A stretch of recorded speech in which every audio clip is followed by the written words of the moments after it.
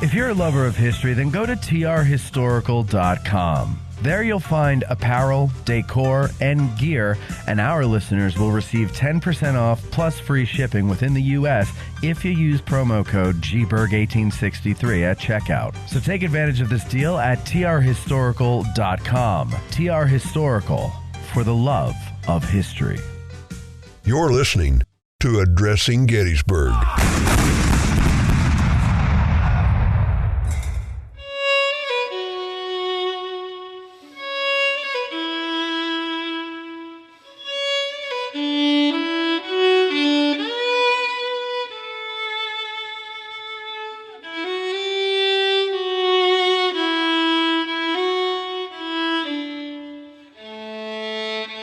The Battle of Gettysburg can trace its origins back to September of 1862, when Robert E. Lee audaciously led his Army of Northern Virginia on an invasion of the North. Since taking command in June of 1862, Lee had beaten back Major General George B. McClellan's Army of the Potomac and secured the Confederate capital of Richmond during the Peninsula Campaign. He then moved to Northern Virginia, where he thrashed Major General John Pope's Union Army of Virginia in August at the Battle of Second Manassas. After this victory, Lee strategically chose to keep his aggressive momentum going rather than settle into a defensive posture around Richmond.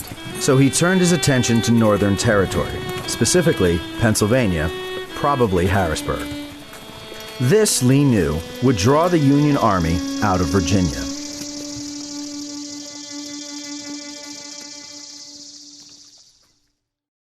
He had political, diplomatic, and logistical factors in mind when making this move.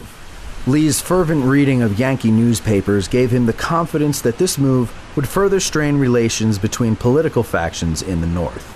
It was his belief that Union forces were weakened and demoralized, and that a successful invasion and occupation of Northern territory through the autumn months would deliver a crushing blow to the Union war effort and finally bring about Southern independence. With the fall elections looming, a Confederate invasion of Maryland and Pennsylvania would certainly hurt Lincoln and the Republicans. Should he find himself meeting the Army of the Potomac on some Pennsylvania battlefield, Lee was confident his Army of Northern Virginia would, once again, carry the day, and this time, bring recognition from Great Britain and France, or, at the very least, cause them to intercede to moderate for Southern independence. Arguably, the most important and perhaps the most attainable was logistics. Lee's army was plagued with shortages of food for men and horses alike. The farms of Northern Virginia had been exhausted from 2 years of tens of thousands of troops, both Northern and Southern, trampling the ground and confiscating crops. Occupation of Maryland and Southern Pennsylvania would give these Virginia farmers a much-needed respite and an opportunity to bring their crops to maturity and harvest.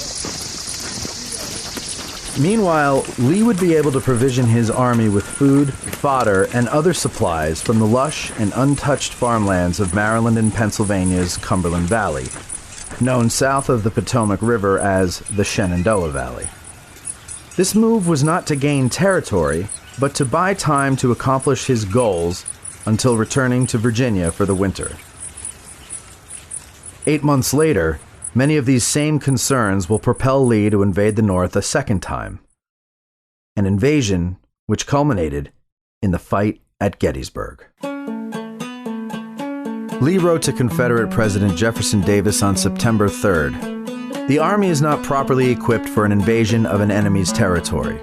It lacks much of the material of war, is feeble in transportation, the animals being much reduced, and the men are poorly provided with clothes, and in thousands of instances are destitute of shoes. Still, we cannot afford to be idle, and though weaker than our opponents in men and military equipments, must endeavor to harass if we cannot destroy them. I am aware that the movement is attended with much risk, yet I do not consider success impossible, and shall endeavor to guard it from loss." The North, meanwhile, would have to protect its capital, Washington, D.C., from attack by Lee's army from the northwest and therefore interpose its army between Lee and Washington. Lee had hoped that thousands of Marylanders would rush to join the cause and swell his ranks, and he had good reason for such hopes. In 1861, riots broke out in Baltimore. Members of the state legislature and Baltimore's mayor had been imprisoned for several weeks. Habeas corpus had been suspended, and thousands of Marylanders wondered if those civil rights that they had left would withstand the duration of the war. Lee, like many Southerners, believed Maryland only remained in the Union at the point of a musket, rather than out of loyalty. On September 8th, Lee issued a proclamation to Marylanders stating, "The people of the Confederate States have long watched, with the deepest sympathy, the wrongs and outrages that have been inflicted upon the citizens of a commonwealth allied to the states of the South by the strongest social, political, and commercial ties." Lee had divided his army and spelled out where each wing was to go with Special Orders Number 191. Lieutenant General Stonewall Jackson's men were tasked with taking the arsenal and garrison at Harper's Ferry, West Virginia. The rest of the army was to fall back from the Frederick area to Hagerstown. On September 13th, a Union corporal outside of Frederick, Maryland, came across a bundle of cigars wrapped in paper. Excited to find some cigars, the corporal almost discarded the paper until he noticed writing on it. It was a copy of Robert E. Lee's Special Orders Number 191. The orders made its way up the ranks to McClellan, who famously said, "Here is a paper with which, if I cannot whip Bobby Lee, I will be willing to go home." By September 16th, Harper's Ferry had fallen, and Jackson's Corps, save A.P. Hill's division, which was en route from Harper's Ferry, had been reunited with Longstreet and Lee on the bluffs along the Antietam Creek outside of Sharpsburg, Maryland. Early that misty morning, Confederate guns opened fire from the high ground northwest of town.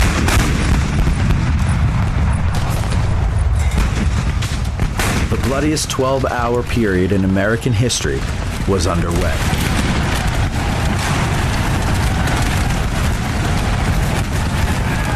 When it was all over, 23,000 Americans would be killed, wounded, or missing. The Battle of Antietam is considered a draw, and Lee withdrew his army back into Virginia. Lee's first invasion of the North had ended.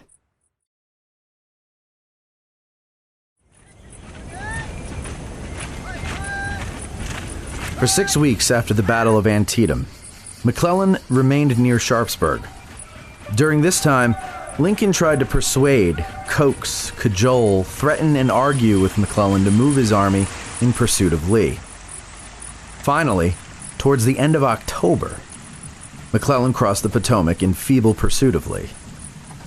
His crossing of the Potomac alone took 9 days. Lincoln had had his fill of McClellan for once and for all. By November, Lincoln fired McClellan. Taking his place was Ambrose E. Burnside, a general who is best described as a modest man with much to be modest about. Upon taking command, Burnside planned an aggressive offensive against Richmond, Virginia, by way of Fredericksburg.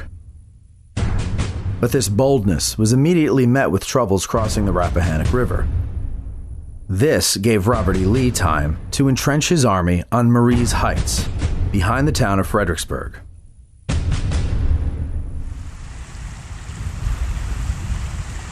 By December 11th, construction of the pontoons had begun. General William Barksdale's Confederate Brigade of Mississippians held the town and made the task of laying the bridges difficult for Union engineers.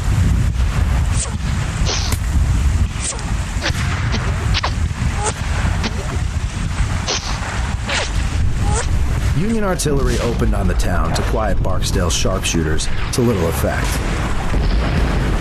The first major urban combat of the Civil War began in Fredericksburg when the 7th Michigan and the 19th and 20th Massachusetts crowded into boats and crossed the river to secure the bridgehead and clear the town of Barksdale's brigade.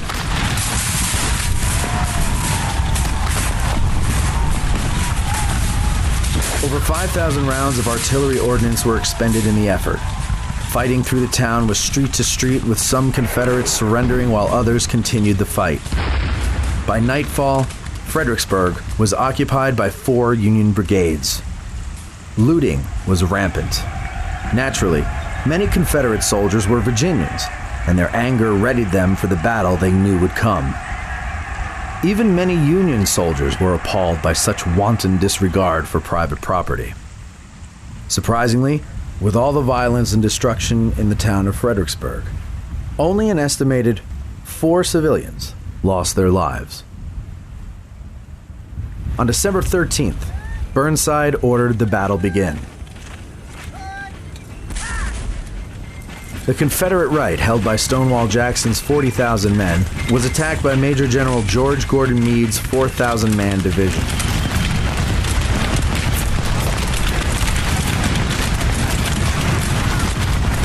Meade's men were able to find a gap in Jackson's line and exploit it before being pushed back by Jackson's reinforcements, led by Brigadier Generals Jubal A. Early and William Tolliver.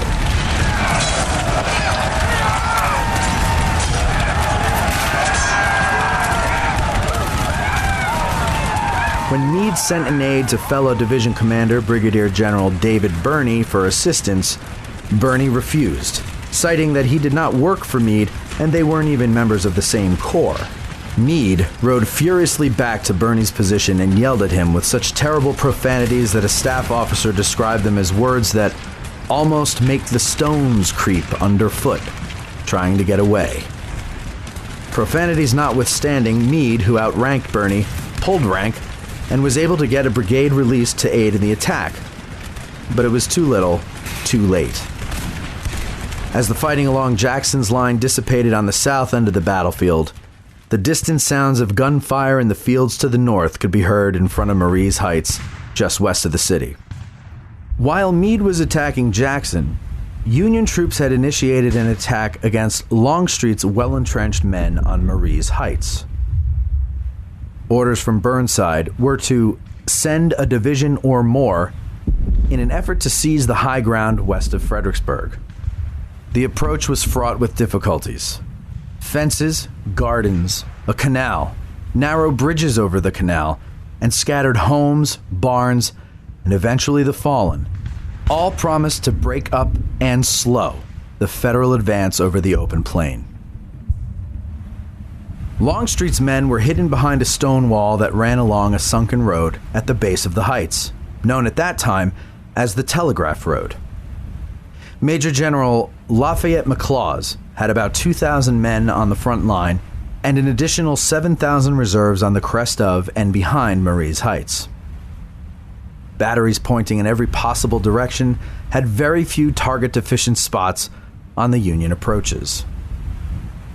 Lieutenant Colonel Edward Porter Alexander, Longstreet's artillery commander, told him, "General, we cover that ground now so well that we will comb it as with a fine-tooth comb. A chicken could not live on that field when we open on it." At about noon, Kimball's Union Brigade from French's division stepped off. The advance was slow, and they were immediately under artillery fire from Alexander's guns. Kimball's men fixed bayonets and dressed their lines in good order at the bottom of the hill before making their assault. Off they went up the slope. They made it to within 125 yards of the wall before being cut down by a murderous and consistent musketry from the Confederate lines.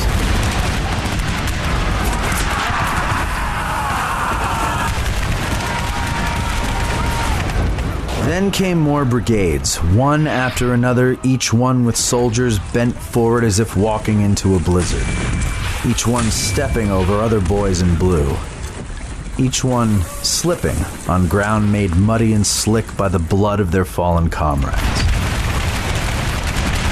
Next, Major General Winfield Scott Hancock's division emerged to suffer the same fate as French's. The Irish Brigade, commanded by General Thomas Francis Marye, was first to go up.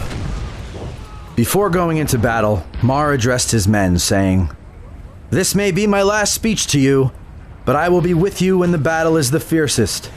And if I fall, I can say I did my duty and fell fighting in the most glorious of causes."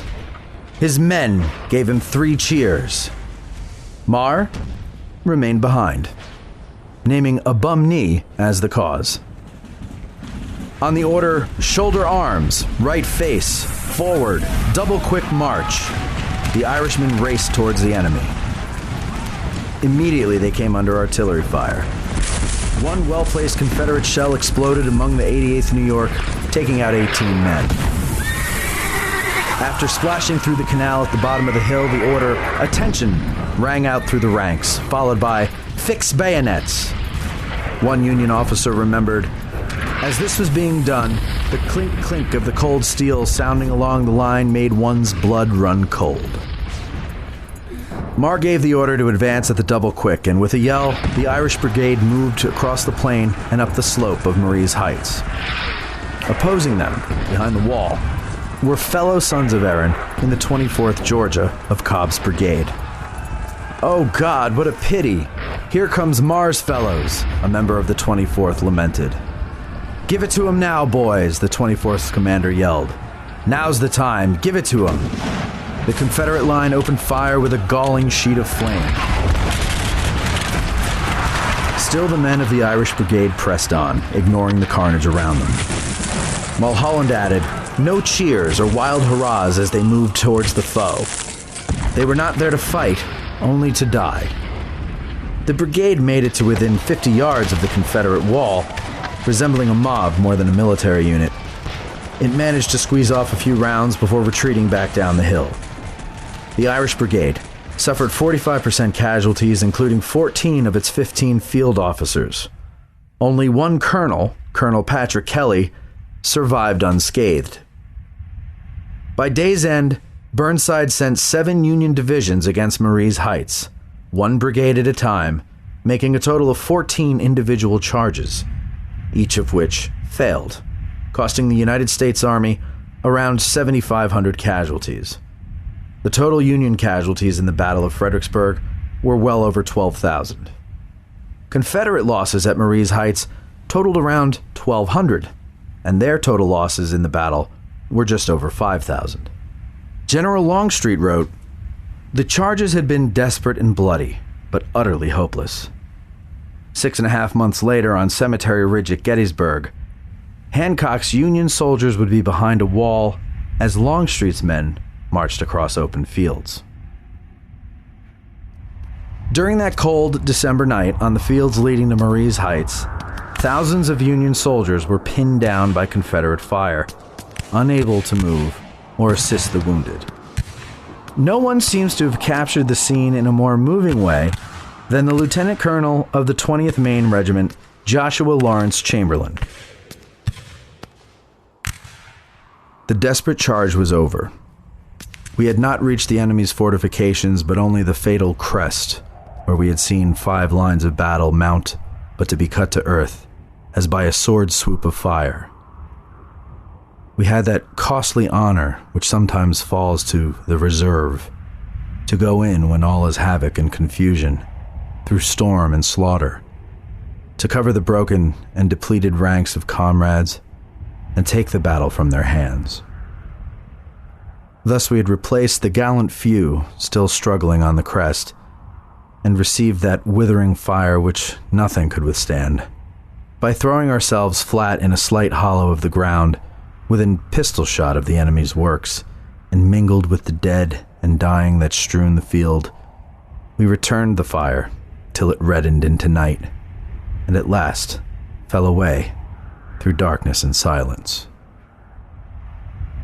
But out of that silence, from the battle's crash and roar, rose new sounds, more appalling still, rose or fell, you knew not which, or whether from the earth or air, a strange ventriloquism of which you could not locate the source. A smothered moan that seemed to come from distances beyond reach of the natural sense. A wail so far and deep and wide, as if 1,000 discords were flowing together into a keynote.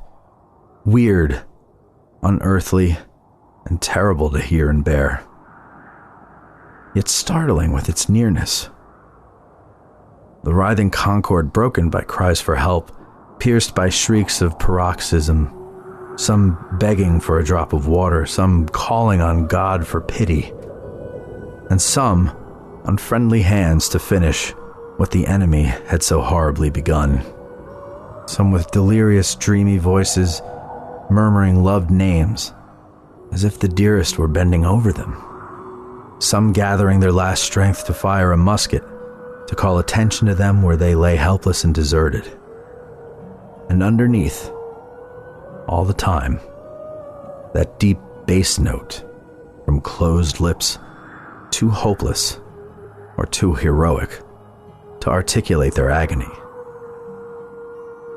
At last, outwearied and depressed with the desolate scene, my own strength sank, and I moved 2 dead men a little and lay down between them, making a pillow of the breast of a third. The skirt of his overcoat drawn over my face helped also to shield me from the bleak winds. There was some comfort, even in this companionship.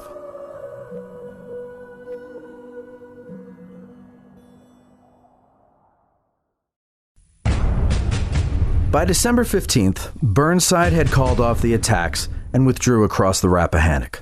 He blamed his subordinates for the failure of the attacks. Upon viewing the destruction done to the city of Fredericksburg, a member of Stonewall Jackson's staff asked what could be done about this kind of barbaric behavior. Jackson simply replied, "Kill 'em. Kill 'em all."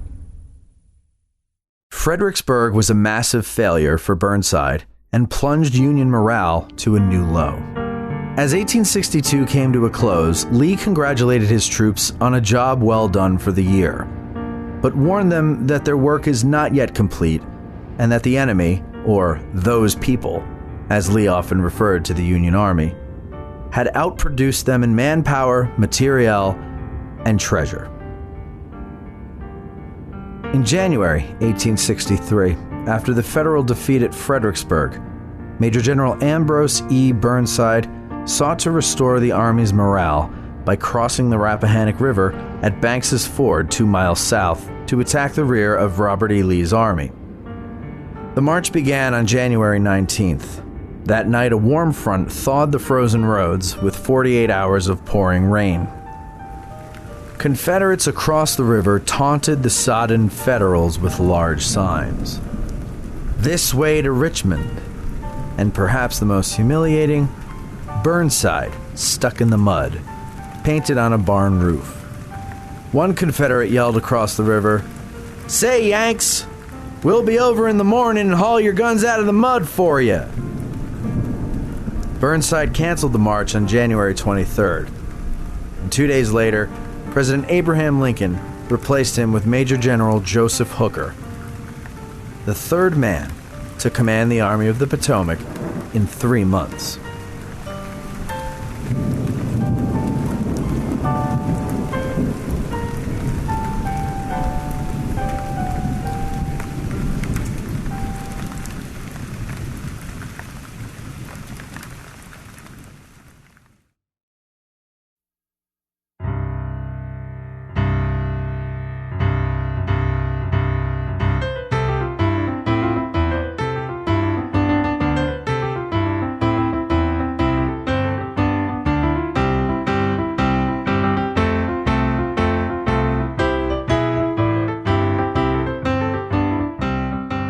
Major General Joseph Hooker came to command of the Army of the Potomac by undermining Ambrose Burnside in any way he could, while politicking and forming a band of Hooker loyalists within the high command of the Army.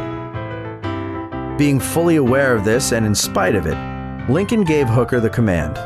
In a letter to the general, dated January 26, 1863, Lincoln wrote, I think that during General Burnside's command of the army, you have taken counsel of your ambition and thwarted him as much as you could. I have heard in such a way as to believe it of your recently saying that both the army and the government needed a dictator. Of course, it was not for this, but in spite of it, that I have given you the command. Only generals who gain successes can set up dictators. What I now ask of you is military success, and I will risk the dictatorship. I much fear that the spirit which you have aided to infuse into the army, of criticizing their commander and withholding confidence from him, will now turn upon you. Neither you nor Napoleon, if he were alive again, could get any good out of an army while such a spirit prevails in it.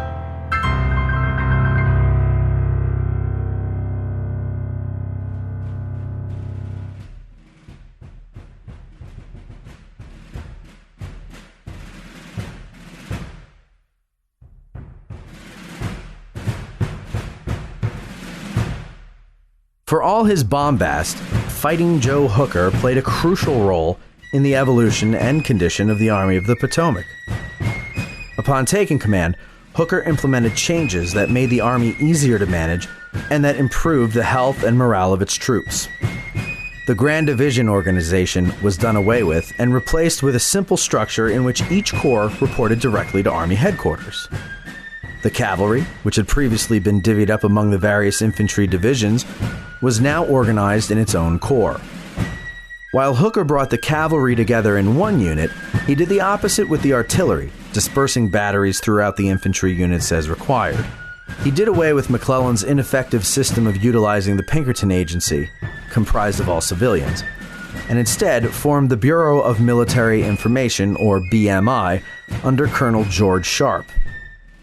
The BMI analyzed information gathered from prisoners, spies, cavalry reports, balloons, the locations of cuts in telegraph wires, and a variety of other sources not yet fully explored by either army in the Civil War. To improve morale, Hooker fixed the daily diet of his soldiers. He added and monitored company cooks and improved camp sanitary conditions.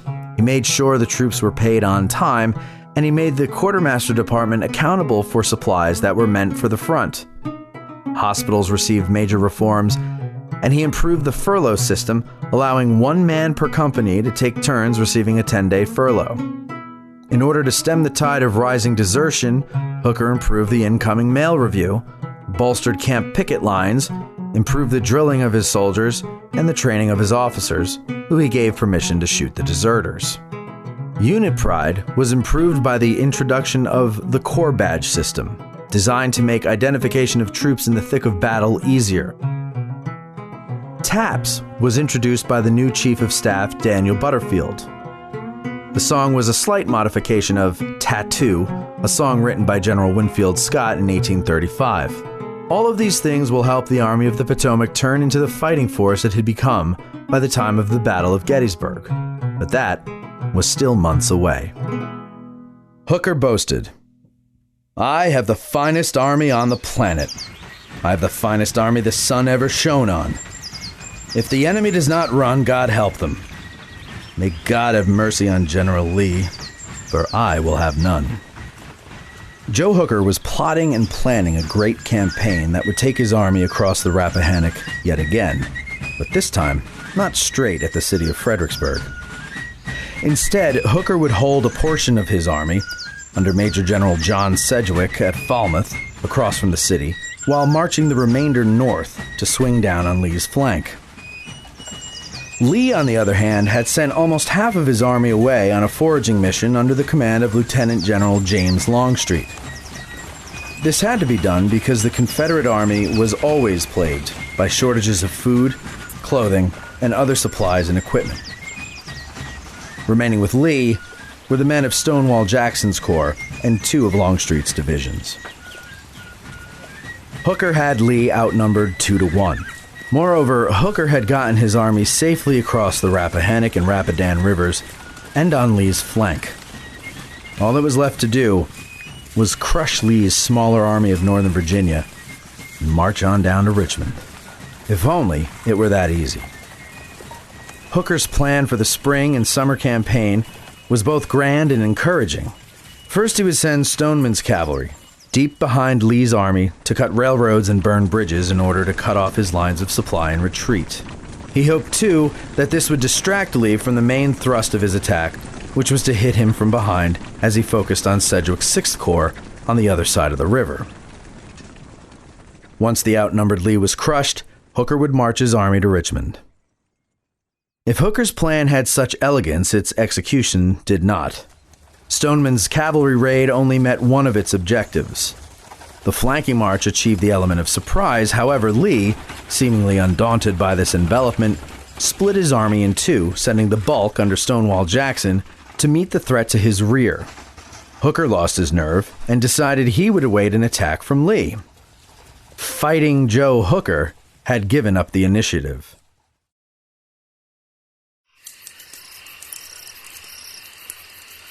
On the night of May 1st, Lee and Jackson held a council of war to decide on what to do next. Something needed to be done. They were badly outnumbered. Jackson told Lee that Hooker's right flank was in the air, a term meaning that it wasn't anchored by a topographical feature like a hill or a river, and that he knew of a road that could help conceal his troops as he moved them on a flanking march of the Army of the Potomac. When Lee asked which of his troops Jackson would require for the operation, Jackson's reply was simply, all of them. And so the next day, Jackson led his men, some 30,000 strong, on a dozen-mile march around the Union right. Holding the Union right, for now, was the pious Major General Oliver Otis Howard's 11th Corps, made up mostly of German immigrants.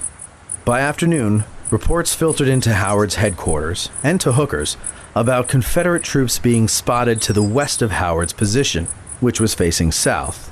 3 colonels in Howard's corps reported personally to headquarters.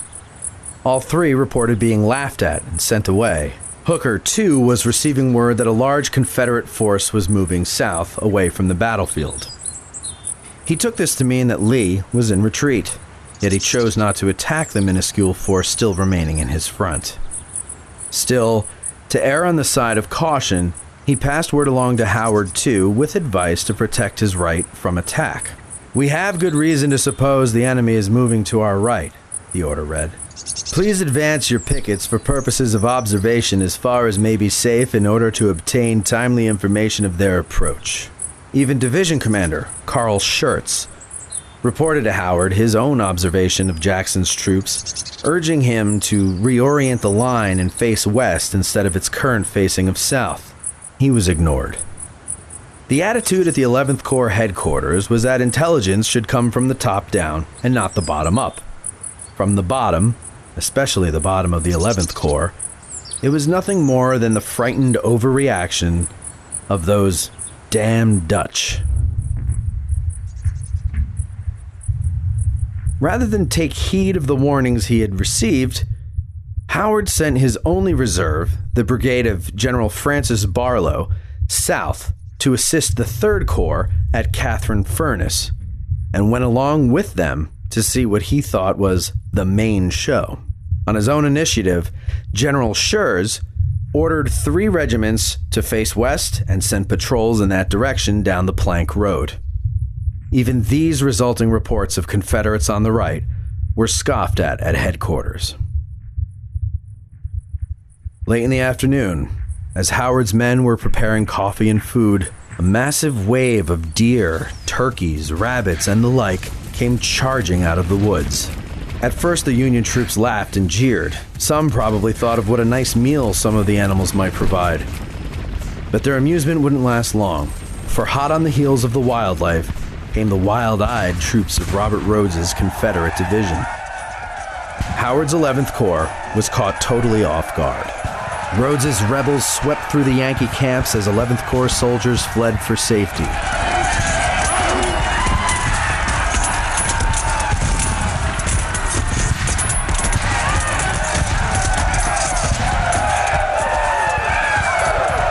Just 5 Union regiments offered resistance until they too caved to the massive gray wave.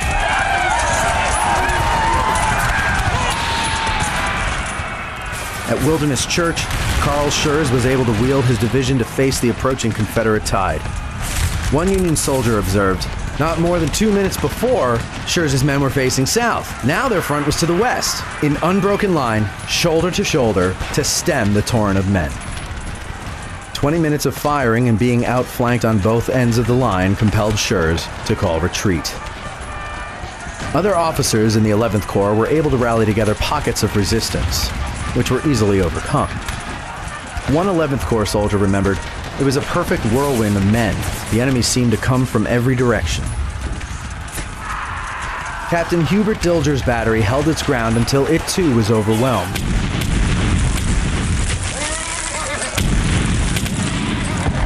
This action would later earn him the Medal of Honor.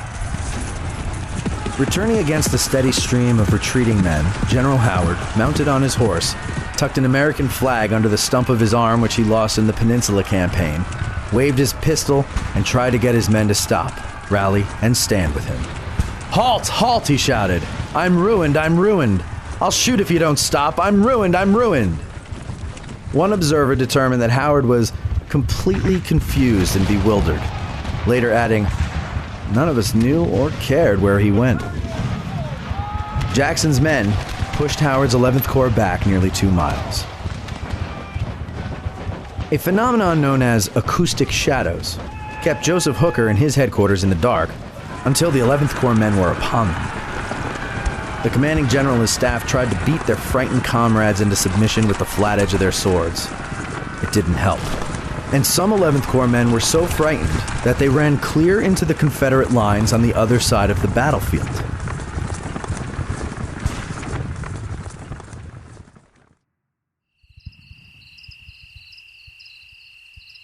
Nightfall brought an end to Jackson's attack.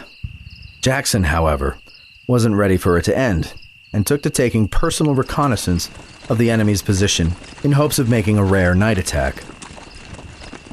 Upon returning to his lines, Jackson and his staff were mistaken for enemy cavalry by Confederate pickets and were fired upon.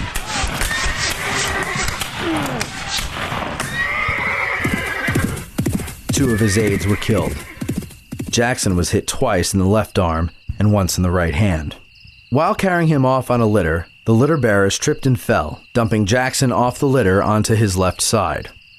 A.P. Hill was now in command, but he would soon be wounded through the calves. Then command of Jackson's corps went to Lee's cavalry commander, General James Ewell Brown Jeb Stuart. The 11th Corps lost 22% of its men, but that paled in comparison to the loss of what little respect their fellow Potomac Army soldiers had for them. They became an easy scapegoat for the Union defeat at Chancellorsville and marched to Gettysburg almost 2 months later under the weight of that shame. These same Confederates, but without Jackson, would again rout the Union 11th Corps on the right of the Army of the Potomac at Gettysburg. Such retreats in successive battles led them to being known derisively as the Flying Dutchman. Darwin Cody of Battery I, 1st Ohio Artillery, wrote, "I say damn the Dutch. General Hooker soon ordered the 12th Corps to kill every man that run in the 11th. I saw a number of officers and private shot trying to break through the guard. It served them right. A coward will soon play out here. We had one in our battery. The captain soon ordered charges made out against him. I hope they will shoot him. If I ever run, I am willing to have them shoot me." The Army of the Potomac was now bent back on itself like a horseshoe, and in a purely defensive position and mindset. Major General Daniel E. Sickles was the recently promoted commander of the 3rd Corps. By the end of May 2nd, the 3rd Corps was positioned on a prominence known as Hazel Grove. Hazel Grove proved to be a fine artillery platform, for it was high ground in a wilderness of woods and flat ground. Most importantly for Hooker, the Hazel Grove position essentially split Lee's army. By May 3rd, Robert E. Lee needed to dislodge the 3rd Corps from its hill in order to reunite his line. As Lee's luck would have it, Hooker would take care of that problem by ordering Sickles to withdraw from Hazel Grove. As the 3rd Corps was redeploying, its tail elements were attacked by the brigade of Confederate General James Archer. Hazel Grove was once again a fine artillery platform, but this time for Robert E. Lee's Army of Northern Virginia. Vacating Hazel Grove was a mistake, but Sickles obeyed his commander's orders. 2 months later, at Gettysburg, with the sting of Hazel Grove fresh on his mind, he would disobey orders and move his men forward to occupy a prominence similar to Hazel Grove, the Peach Orchard.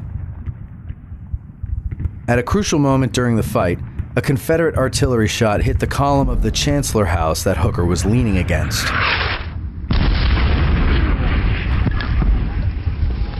He was unconscious for over an hour. Despite having a concussion, Hooker would not relinquish command. By May 4th, Hooker had had enough, and Lee noticed that the Army of the Potomac was making no movements to attack. He felt comfortable enough to send reinforcements to Fredericksburg, where the Union 6th Corps commander Major General John Sedgwick was attacking the scant force Lee had left there. Hooker sent no help or advice to Sedgwick, and soon, Sedgwick retreated back across the river. The Battle of Chancellorsville was over. Hooker's army of roughly 133,000 lost 17,000, or 12% of its force, in killed, wounded, and missing. While there was political fallout and plenty of finger-pointing in the high command of the Army of the Potomac for this failure, Hooker retained his command, and his men still liked him. Outnumbered over 2-1, Robert E. Lee won his perfect battle. Casualties for the Army of Northern Virginia were more than it had taken at Antietam. Of the roughly 60,000 men engaged, over 13,000 were casualties, but that was 21.5%. Arguably, the costliest casualty of the Battle of Chancellorsville was that of Stonewall Jackson. Upon learning of Jackson's loss of his arm, Lee famously said that Jackson has lost his left arm, but I have lost my right. Stonewall Jackson's wounds resulted in the amputation of his left arm. By May 9th, he was in repose at the office of Thomas Chandler's Fairfield Plantation in Guinea Station, Virginia. His wounds were healing much to the satisfaction of his young surgeon, Dr. Hunter McGuire, but along his road to recovery, Jackson had developed pneumonia. Dr. McGuire had consulted other doctors, and Jackson's prognosis was grim. He would die within the day. McGuire wrote, "His exhaustion increased so rapidly that at 11 o'clock Mrs. Jackson knelt by his bed and told him that before the sun went down, he would be with his Savior. He replied, 'Oh no, you're frightened, my child. Death is not so near. I may yet get well.' After a moment's pause, he asked her to call me. 'Doctor, Anna informs me that you have told her that I am to die today. Is it so?' When he was answered, he turned his eyes towards the ceiling and gazed for a moment or two as if in intense thought, then replied, 'Very good. Very good. It is all right.' His mind now began to fail and wander, and he frequently talked as if in command upon the field, giving orders in his old way. Then the scene shifted, and he was at the mess table, now with his wife and child. I offered him some brandy and water, but he declined it, saying, 'It will only delay my departure and do no good. I want to preserve my mind, if possible, to the last.'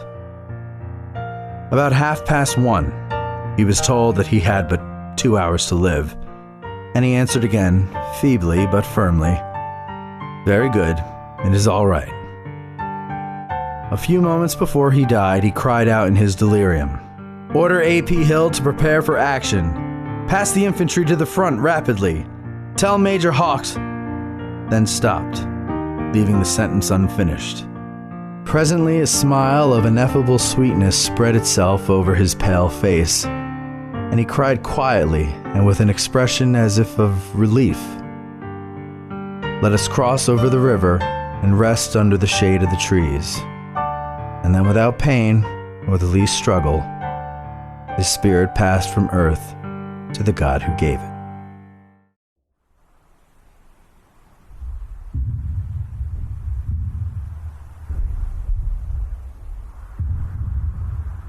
As 1863 began, the Union Army of the Potomac found itself in a general malaise. Its failed attempt at another push towards Richmond, known as the Mud March, had served as the nail in the coffin of Army Commander Ambrose E. Burnside. When Joseph Hooker took his place as commander of the Army of the Potomac, the changes he implemented helped boost the morale and the confidence of his troops. But Hooker squandered that goodwill by bungling the Chancellorsville campaign in the early days of May 1863. While some believe that drunkenness or the artillery round that knocked him out for a short time were the probable causes of such bungling, Hooker himself told Major General Abner Doubleday while on the road to Gettysburg, "I was not hurt by a shell, and I was not drunk. For once, I lost confidence in Hooker, and that is all there was to it." After Chancellorsville, while Hooker was looking for ways to redeem himself, Robert E. Lee was setting the wheels in motion for his second invasion of the North. By mid-June, two great armies totaling somewhere around 150,000 men, with tens of thousands of horses and mules, miles of wagons, and in one of those armies, human beings that were owned by other human beings, marched into Pennsylvania.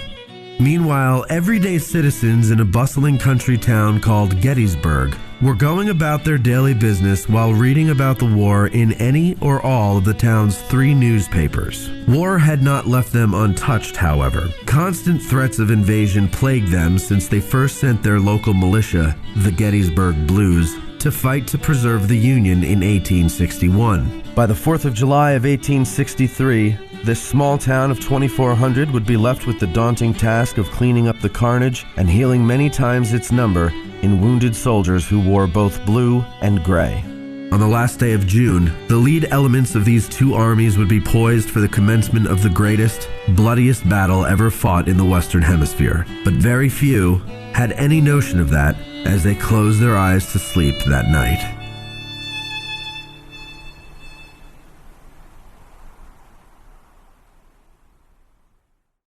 Lee reorganizes. April 8, 1863. I am inclined to think that will be the move we make. March for Maryland, turning the Yankee Army and force them to fall back upon Washington. I am now in favor of going straight through Maryland into Pennsylvania, and I believe we can do it. General Lee undoubtedly has some bold plan upon foot. Brigadier General Dorsey Pender.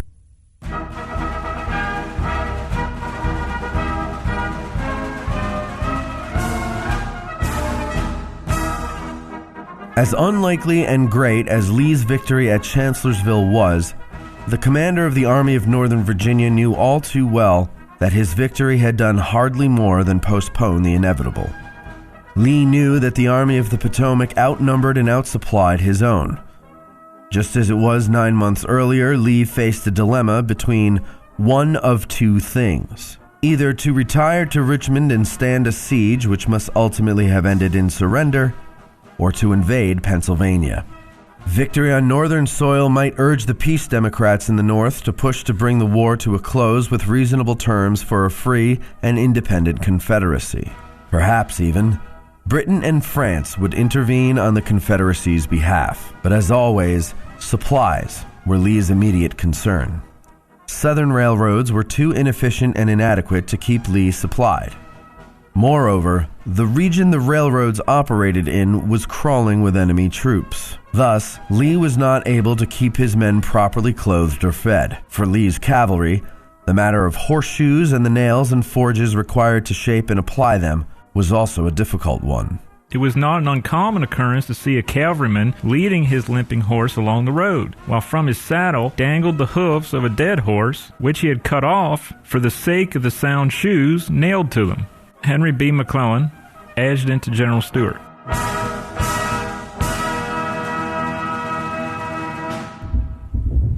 Major General Henry Harry Heath recalled that Lee once told him, "The question of food for this army gives me more trouble and uneasiness than anything else."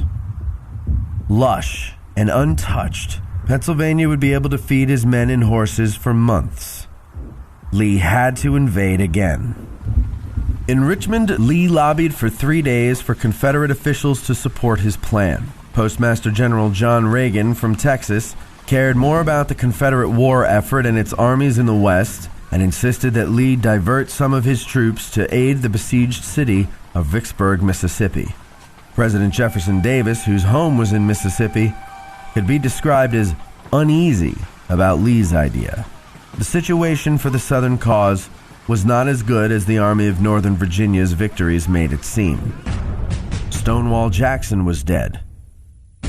The war in the East was at an impasse, and in the Western theater, Union General Ulysses S. Grant had Vicksburg in a vice.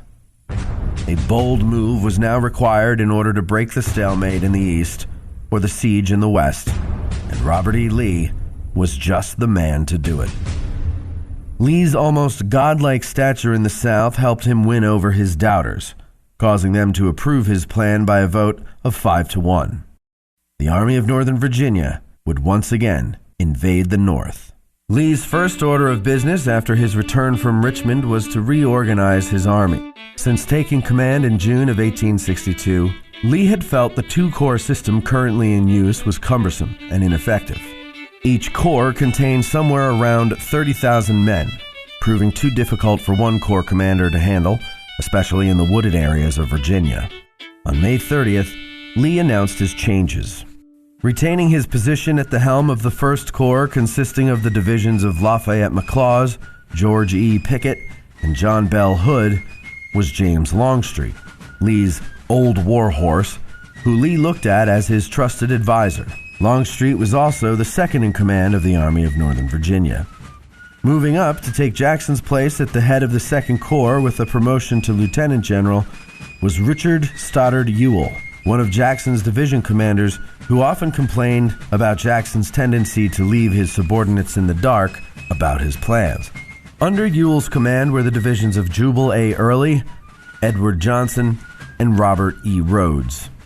The new 3rd Corps, commanded by Ambrose Powell A.P. Hill, the hero of Sharpsburg, was comprised of the divisions of R.H. Anderson, formerly of Longstreet's Corps, Henry Heath, placed in command of a newly formed division, and William Dorsey Pender, Hill's preferred choice to take command of his old division. Lee described Hill as the best soldier of his grade with me.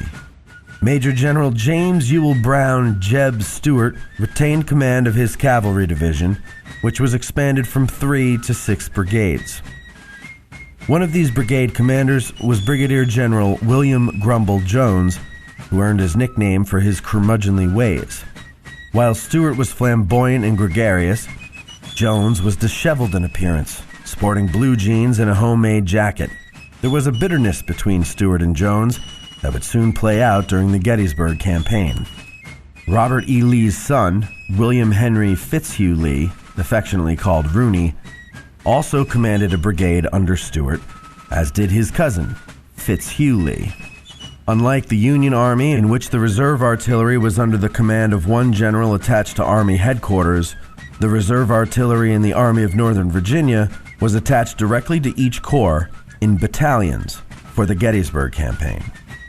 Each infantry corps had roughly 20,000 men, and when combined with the cavalry and artillery, Lee marched north with roughly 75,000 Confederates, who referred to themselves rather tongue-in-cheek as Lee's Miserables, a reference to Victor Hugo's 1862 novel Les Miserables.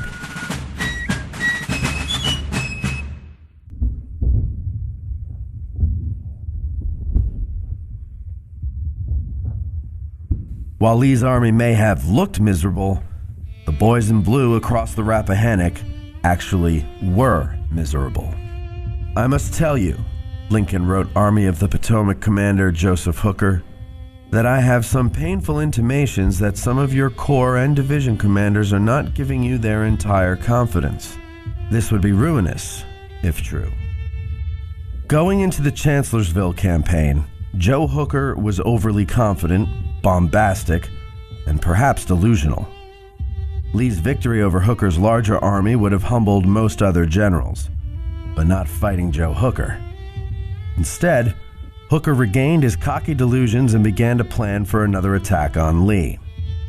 No general battle was fought at Chancellorsville, Hooker wrote to Lincoln. I was unwilling to give battle with such great odds against me. We lost no honor at Chancellorsville. He called the battle a reverse that he blamed on a cause which could not be foreseen and not provided against. Had Chancellorsville been a victory for Hooker, he may have enjoyed the enthusiastic confidence from his officers and men and his bosses in Washington, but Chancellorsville was a defeat, and an embarrassing one at that. Lincoln, on May 14th, advised Hooker to mark time and keep Lee at bay, rather than attempt another crossing of the Rappahannock and the battle or battles that were sure to follow.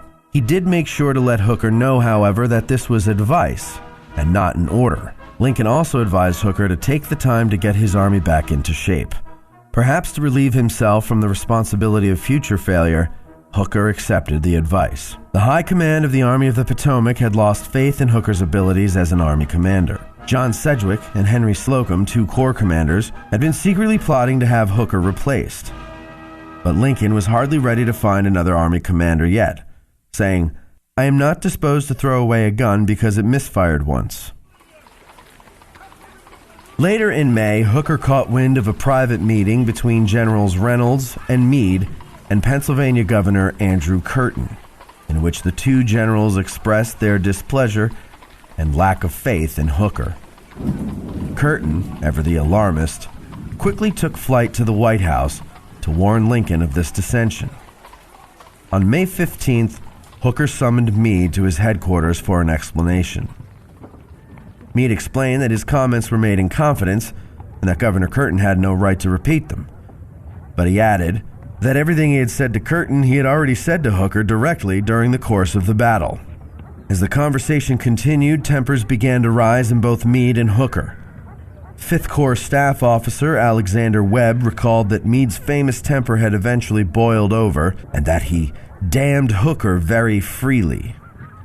Once it got to that point, Webb left the tent in haste in order to avoid becoming a witness for a court-martial. Hooker and Meade soon cooled down, but the damage was done between them.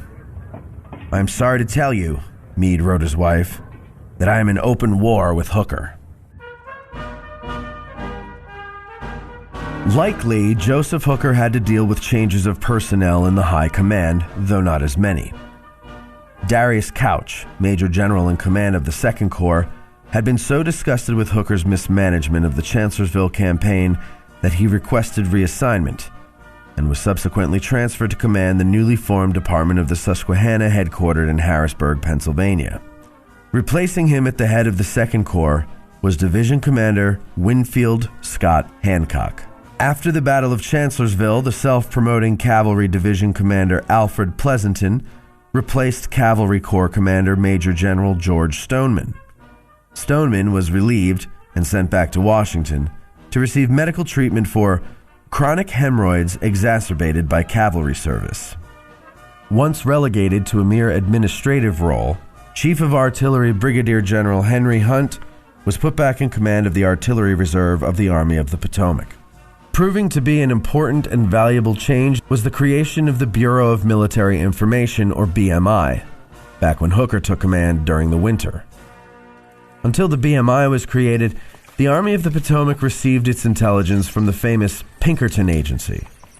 The Pinkertons, as good as they may have been as detectives in civilian matters, were not military intelligence gatherers, nor military analysts. Too often, they overestimated the strength of their Confederate foes, paralyzing commanders like George McClellan. Unlike Pinkerton, Colonel George Sharp would utilize military men. His agents would gather information from prisoners of war, refugees, Southern newspapers, documents recovered from battlefields, and they would figure out where the enemy's army was when on the march based on disruption of telegraph communications. As a result, more accurate information came in. During the Gettysburg campaign, the BMI would prove to be invaluable to the Army of the Potomac. But it was the infantry that weighed heavily on Hooker's mind the most. Thousands of enlistments were about to expire, and while Lee's 3 corps grew in their respective numbers, Hooker's were shrinking. While Hooker's foot soldiers had better uniforms, wore better footwear, and were better fed than Lee's, they did not possess a great advantage in arms and ammunition, as it is traditionally believed. Several regiments fired smoothbore muskets that used buck and ball as the projectile. Buck and ball consisted of 3 small lead balls and 1 larger one. But what plagued the Army of the Potomac most was a lack of confidence. Not necessarily in itself, but rather of the red-headed, blue-eyed egotist at the head of the army. Most of the Army's problems, however, were more the fault of Washington than the Army's itself. While the number of soldiers was on the wane, most who remained were veterans, with much experience marching long, hard miles and even harder fighting. While Southern newspapers derided Union troops by calling them hirelings, foreign mercenaries, and scum of the cities, the opposite was true. Most were born in America, and they volunteered for service. While their motives for doing so varied from love of adventure, financial security, or patriotism, there wasn't much of a difference between Billy Yank and Johnny Reb.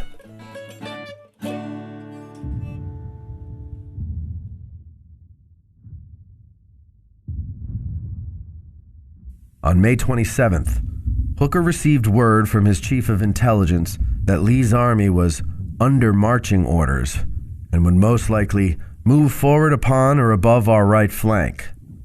Then on the 4th of June, Hooker's hot air balloons observed that some Confederate camps in the area of Fredericksburg had been abandoned. Hooker wanted to cross the Rappahannock and pitch into those Confederate troops remaining. Lincoln was quick to squash this notion within an hour of receiving word from Hooker. To attack the Confederate forces remaining at Fredericksburg while another force maneuvered to Hooker's right might have caused the Army of the Potomac to become entangled upon the river like an ox jumped half over a fence and liable to be torn by dogs front and rear, without a fair chance to gore one way or kick the other. Hooker felt confused and stymied. He turned to his intelligence officer for more information. He would soon learn that Confederate cavalry was massed in the area of Culpeper, Virginia. Now was his chance to find out what was going on. Stuart was in all his glory.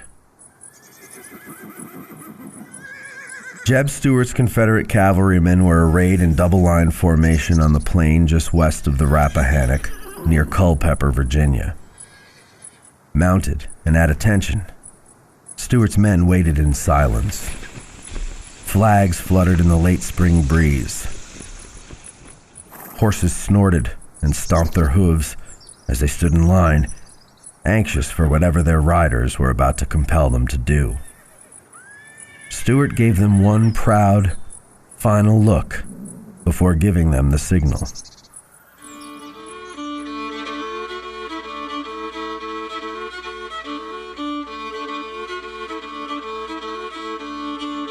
At the start of the war, the cavalry of the Army of Northern Virginia originated as separate regiments or smaller units, like Jeb Stuart's 1st Virginia Cavalry or Hampton's Legion, which were attached to larger units or districts. But by September of 1861, with ringing endorsements from Generals Pierre-Gustave Toutant Beauregard, Joseph E. Johnston, and James Longstreet, Jeb Stuart found himself promoted to Brigadier General and given command of the cavalry of the Army of Northern Virginia, which at that time was a single brigade. By the time of the Antietam campaign, Stuart had received a promotion to Major General, and his cavalry had ballooned to a division of 4 brigades, and then to 6 by Gettysburg. The Confederate cavalry did not have an easy time being supplied and outfitted for life in the field. At the start of the war, cavalrymen furnished their own horses, saddles, and tack. English round-tree saddles were quite common and did more harm to the backs of the horses than anything else. Eventually, they were replaced with a government-issued saddle designed for the horses' comfort, but not the troopers. The troopers were armed with a hodgepodge of pistols, sabers, rifles, and carbines. The wealthier counties of Virginia were able to arm their companies with revolvers, but others could not. Breech-loading carbines, short rifles that load from the rear rather than the muzzle, were scarce, and most regiments couldn't scrounge more than 1 or 2 squadrons worth of them anyway. Beverly Robertson's 2 regiments from North Carolina, which joined Stuart's division in May of 1863, carried sabers and Enfield rifles. While a rifle had longer range than a carbine, it was an impractical arm for the mounted service. When a cavalryman's horse was killed or disabled, he would be sent home to procure another for himself. It usually took 30 to 60 days for this process to play out, but often it would take much longer if good horse flesh was scarce, or, in the case of such units from states like the Carolinas or Georgia, distance added to the time. This highly inefficient system sometimes found Stuart's cavalry so plagued with absenteeism that its numbers had been cut in half.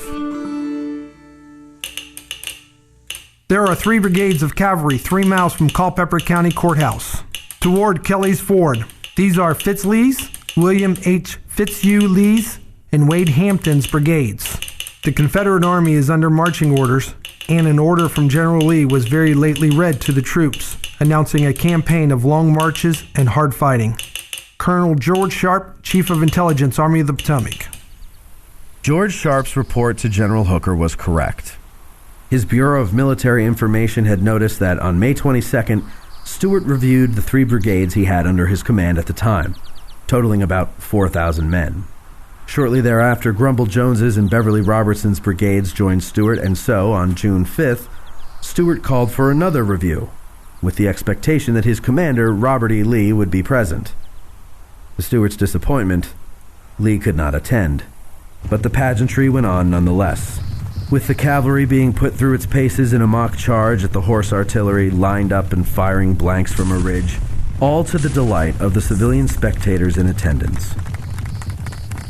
On June 7th, Stuart received word that Lee wished to review the cavalry on the following day.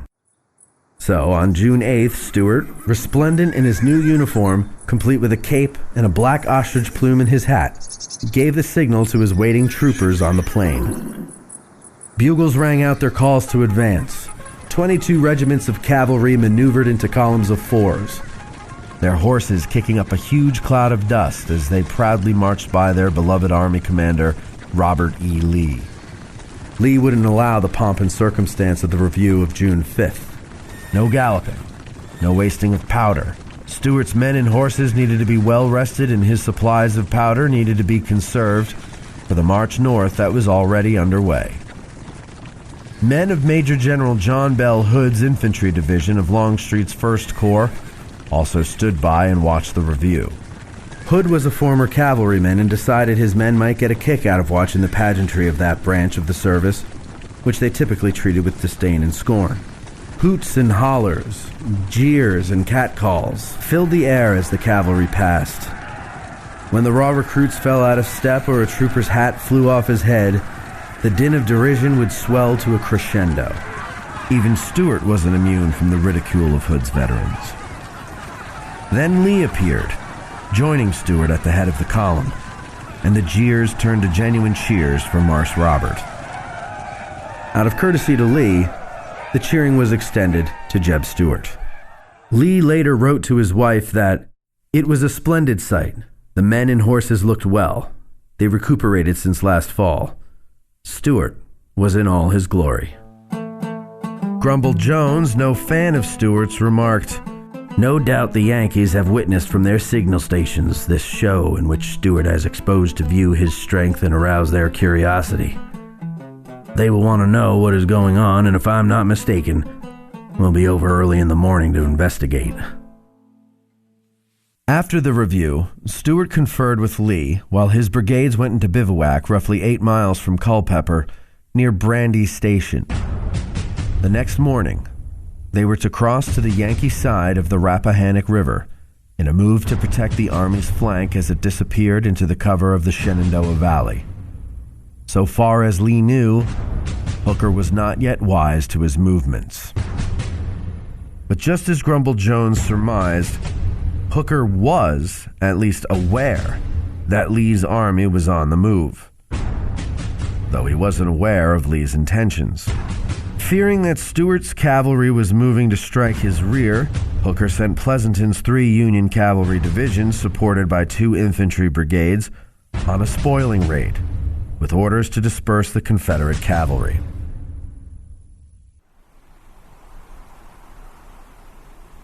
The Battle of Brandy Station. The only time in my 14 months' service with General Stuart that he seemed rattled was when Frank Dean, one of his couriers, dashed up and told him that the Yankees were at Brandy Station. This was startling indeed.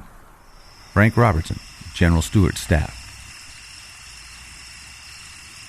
No fires were allowed in the Union cavalry camps on the night of June 8th.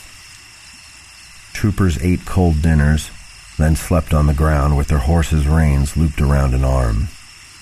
All was quiet and calm, for just across the Rappahannock camped Jeb Stuart's Confederates. Pleasanton's combined force of 11,000 cavalry and infantry was poised for a double envelopment of Jeb Stuart and his 9,500 cavaliers.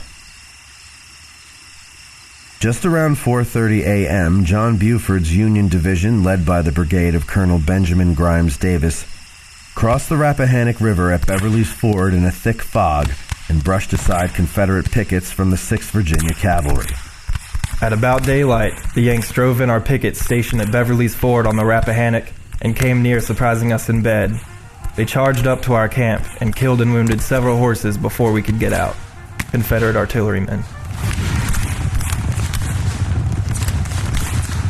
Behind the picket line were 4 batteries of Stuart's horse artillery parked in preparation for the day's march. Further behind them, about 2 miles from the ford at St. James Church, was the brigade of William Grumble Jones. Carbine and pistol shots crackled through the morning air, waking Jones. It took only a moment for him to come to his senses, and once aware of what was going on, Jones sent the 6th and 7th Virginia to meet the threat.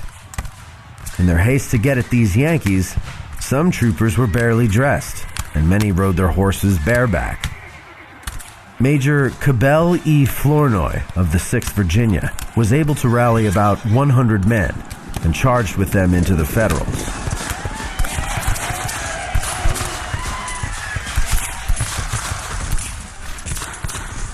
But Flournoy was soon forced to withdraw in a hurry, as he and his men were badly outnumbered. Lieutenant R.O. Allen's horse was wounded, causing Allen to be left behind during Flournoy's withdrawal.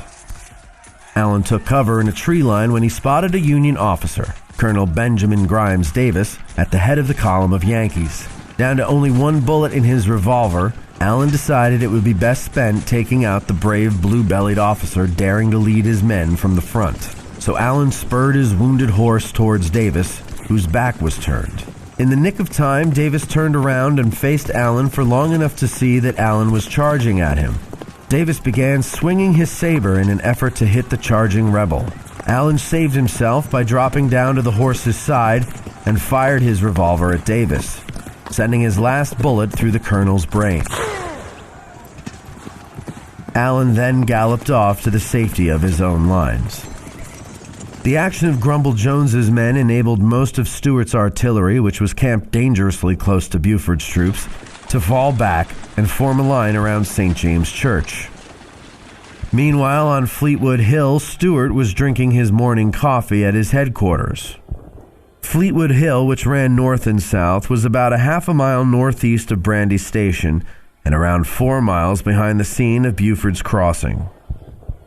Stuart hastily sent his supply wagons towards Culpeper while his staff scurried this way and that to get themselves together to meet whatever danger was about to befall them. Stuart then ordered reinforcements ahead to the sound of the fighting. As Buford's brigades pushed their way further into the Confederate lines, Major Robert Morris, commander of the 6th Pennsylvania Cavalry, was ordered to clear the Confederates from his front. Morris and the 6th Pennsylvania, also known as Rush's Lancers, charged against the Confederate artillery. We flew along, our men yelling like demons. Grape and canister were poured into our left flank and a storm of rifle bullets onto our front. We had to leap 3 wide, Deep ditches, and many of our horses and men piled up in a writhing mass in those ditches and were ridden over. Captain Henry Whalen, 6th Pennsylvania Cavalry. The 6th Pennsylvania's charge failed when Confederates counterattacked and drove them back after a brutal hand-to-hand melee. Major Morris was captured. One Confederate described the charge as brilliant and glorious. The 6th Pennsylvania suffered the highest casualty rate of any regiment at Brandy Station. This charge, however, seemed to stabilize the battle for the time being. Meanwhile, on the Confederate right, messengers from Beverly Robertson's brigade brought Grumble Jones some unwelcome news. A large dust cloud had been seen rising from the direction of Kelly's Ford in the Confederates' right rear. Jones rushed a courier to Stuart. Jeb Stuart was on the scene of the St. James Church line.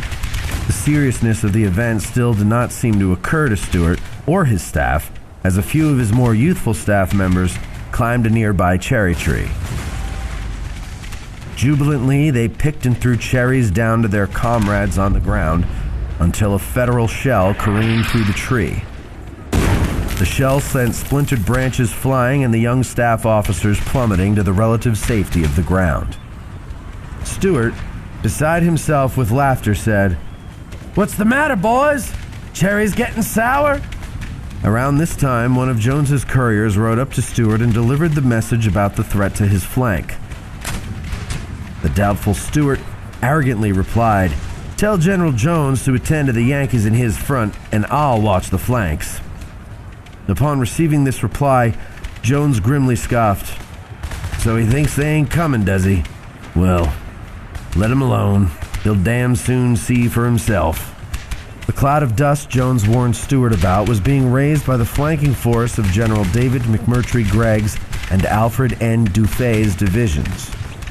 Dufay's force split from Gregg's and proceeded further west in the direction of Stevensburg, roughly 5 miles from Brandy Station, in an effort to threaten the Confederate rear. Meanwhile, Gregg turned his column to the north, directly towards Brandy Station. Not a single rebel stood in Gregg's way, and Fleetwood Hill, which commanded his route, had no defense to speak of. Meanwhile, back at St. James Church, another courier rode up to Stuart, this time from that part of Stuart's own staff, which he left behind at Fleetwood Hill. In his haste to reach Beverly's Ford with 3 brigades to fight Buford's force, Stuart left Fleetwood Hill occupied only by his adjutant, Major Henry McClellan, and a smattering of couriers. McClellan, ever the good staff officer, went to see the threat to the right for himself. And so it was. Within cannon shot of the hill, a long column of the enemy filled the road, which here skirted the woods. They were pressing steadily forward upon the railroad station, which would, in a few moments, be in their possession. Major Henry McClellan. At the foot of Fleetwood Hill was a lone, undersupplied 6-pounder howitzer. Without batting an eye, McClellan ordered Lieutenant John W. Carter to deploy his gun to the heights and open fire with whatever ammunition he had left. McClellan promptly sent a courier to Stuart with a request for reinforcements, while he hoped that this solitary howitzer would slow or halt Gregg's Union cavalry long enough for help to arrive. Stuart, seemingly still in disbelief that what was happening was indeed happening, ordered a staff officer to go back to McClellan by saying, "Ride back there and see what all this foolishness is about." As this officer was leaving, another courier arrived and confirmed the news. "General," he shouted, "the Yankees are at Brandy." Stuart was now left with no doubt when he heard the sound of Lieutenant Carter's 6-pounder open fire. Now Stuart was quick to act. He sent 4 more artillery pieces and 2 of Grumble Jones's regiments to McClellan's aid. Meanwhile, McClellan found that his bluff had worked. Gregg's lead brigade under British soldier of fortune, Colonel Sir Percy Wyndham, deployed skirmishers and returned battery fire. Gregg ordered Wyndham's brigade to charge up Fleetwood Hill's western slope. Not 50 yards below, Colonel Percy Wyndham was advancing the 1st New Jersey Cavalry in magnificent order, in columns of squadrons, with flags and guidons flying. Major Henry McClellan. Simultaneously racing to the scene at full gallop from the opposite slope of the hill were Grumble Jones's regiments, the 6th and 7th Virginia Cavalry. Just as Carter's lone howitzer had exhausted its ammunition, Jones's men crowned the heights and plunged over the opposite slope into Wyndham's men with what one veteran called a dead heavy crash. Wyndham's cavalry split Jones's charging battalions like waves on the bow of a ship, according to the adjutant of the 1st New Jersey, Marcus Kitchen.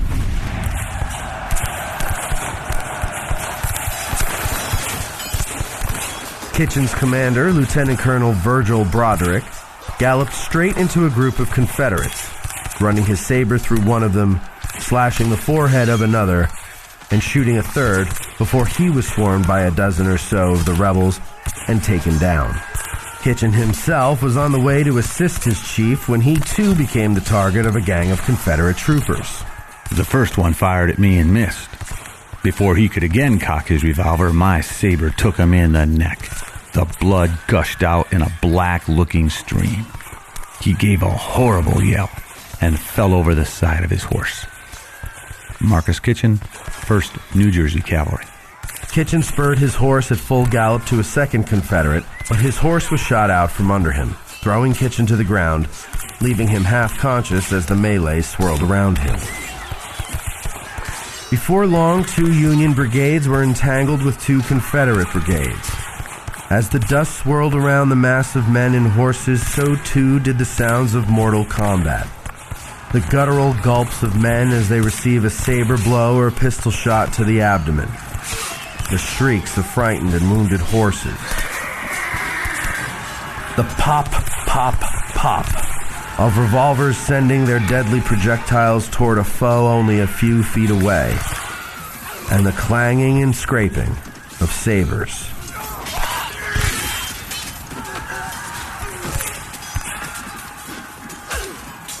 Wyndham's brigade gained ground, overrunning the 4 pieces of artillery Stuart had sent to hold the hill. Then fresh rebel reinforcements arrived, scattering Wyndham's men. At the base of the hill, the 6th New York Battery had unlimbered 3 of its pieces. In no time, the 35th Virginia Battalion poured into the battery's position.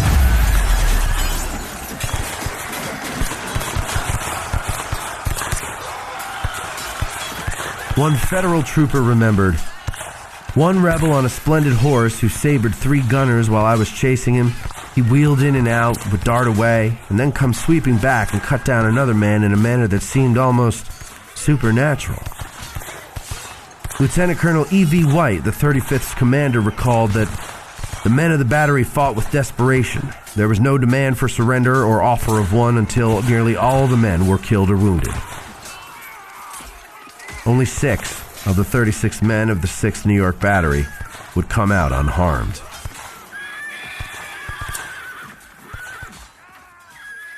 Meanwhile, to the northeast, Buford was trying again to dislodge the Confederates around St. James Church.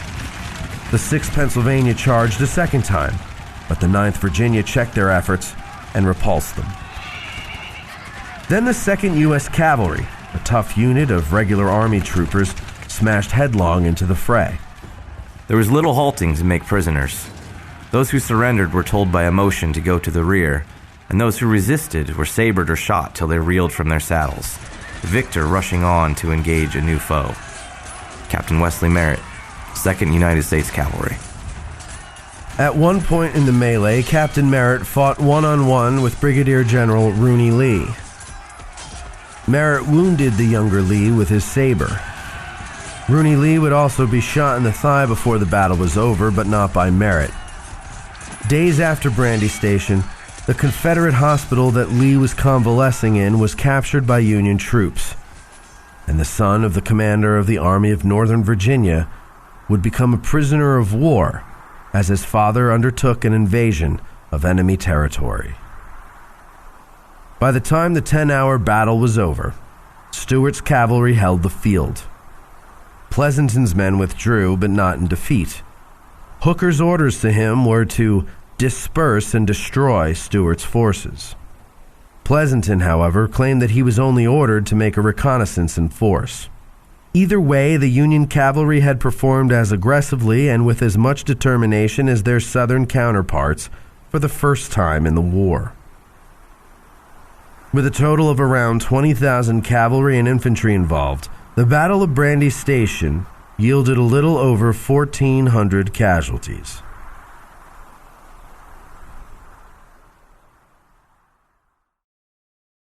Jeb Stuart needed to rest and refit his division, and Robert E. Lee was in no position to wait for him. The Army of Northern Virginia, led by Richard S. Ewell's 2nd Corps, crossed the Blue Ridge Mountains at Chester Gap in Virginia on June 10, 1863. Stuart had been surprised twice during the battle, the very thing that cavalry is supposed to guard against, and he was roundly criticized in the press. The Richmond Examiner went so far as to refer to Stuart's cavalry as puffed up, and the surprises were the consequences of negligence and bad management. Major General Lafayette McLaws, a division commander in Longstreet's 1st Corps, wrote to his wife about Brandy Station. As you will perceive from General Lee's dispatch, the enemy were driven across the river again. All this is not true, but it will be better to allow the impression to prevail. The enemy were not, however, driven back, or retired at their leisure, having accomplished, I suppose, what they intended. The cockiness demonstrated by Stuart and the confidence displayed by Lee permeated the Army of Northern Virginia. These attitudes, combined with the sudden coming of age of the Union cavalry at Brandy Station, foreshadowed things to come in less than a month at Gettysburg. Lee's infantry slips away.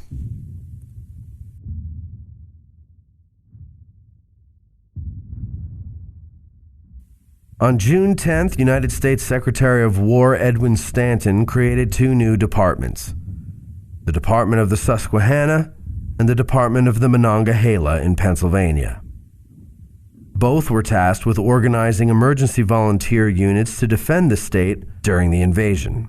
In command of the Army of the Susquehanna, where Gettysburg was located, was former Army of the Potomac 2nd Corps Commander Major General Darius N. Couch, who would initially make his headquarters in Chambersburg, but ultimately in Harrisburg. With Lee's army already on the move north and Hooker's still near Fredericksburg, these 2 new departments will prove to be too little, too late.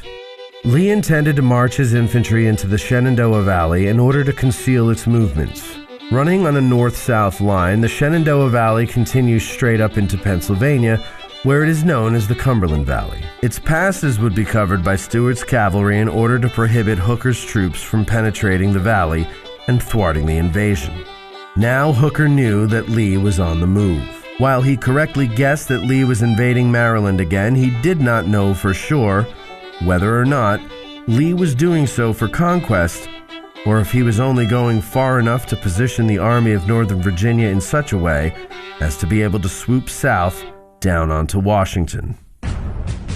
Joe Hooker needed more information, so he cautiously set his troops on the road to follow Lee, being sure to keep his army between Lee and Washington. The Second Battle of Winchester. Major General Schenck. No attempt should be made to hold Winchester against a large force of the enemy. Major General Halley, General-in-Chief. I deem it impossible that Lee's army, with its immense artillery and baggage trains, could have escaped from the Army of the Potomac and crossed the Blue Ridge. Major General Robert H. Milroy.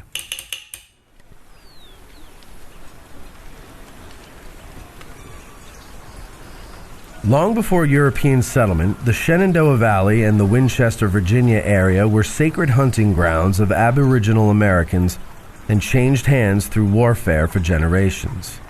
By the time of the Revolutionary War, Daniel Morgan's company of militia was raised from the area and sent to the aid of George Washington's army around Boston.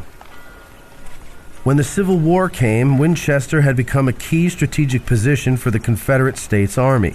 The town and surrounding areas had already been the focus of military engagements during Johnston's defense of the valley in 1861 and Jackson's Valley Campaign in 1862. Now in June of 1863, Winchester was in the hands of a Union garrison under the immediate command of Major General Robert H. Milroy, former lawyer turned judge and radical abolitionist.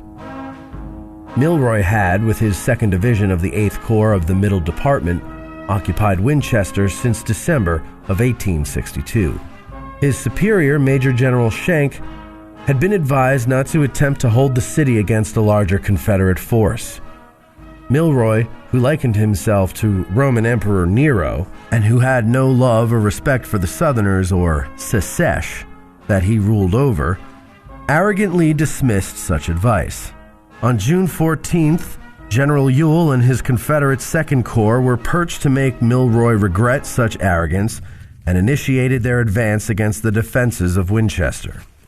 Jubal Early's division split up, leaving Gordon's brigade occupying the attention of Union outposts from the south, while Early and his 3 remaining brigades marched west to flank the Federal position. Skirmishing on Gordon's front took place all afternoon. At one point, as Gordon's brigade advanced against the 123rd Pennsylvania and 12th West Virginia, Carlin's Union battery opened fire on the Confederates. Milroy was convinced that the Confederate attack had failed and was over. What he did not know was that Early's other brigades had moved to the west of Winchester and had Milroy all but surrounded. Yet another division of Ewell's corps, that of Robert Rhodes, occupied Milroy's northern escape route several miles away at Martinsburg. At 6 p.m., Early's 20 artillery pieces opened fire on West Fort for nearly 45 minutes.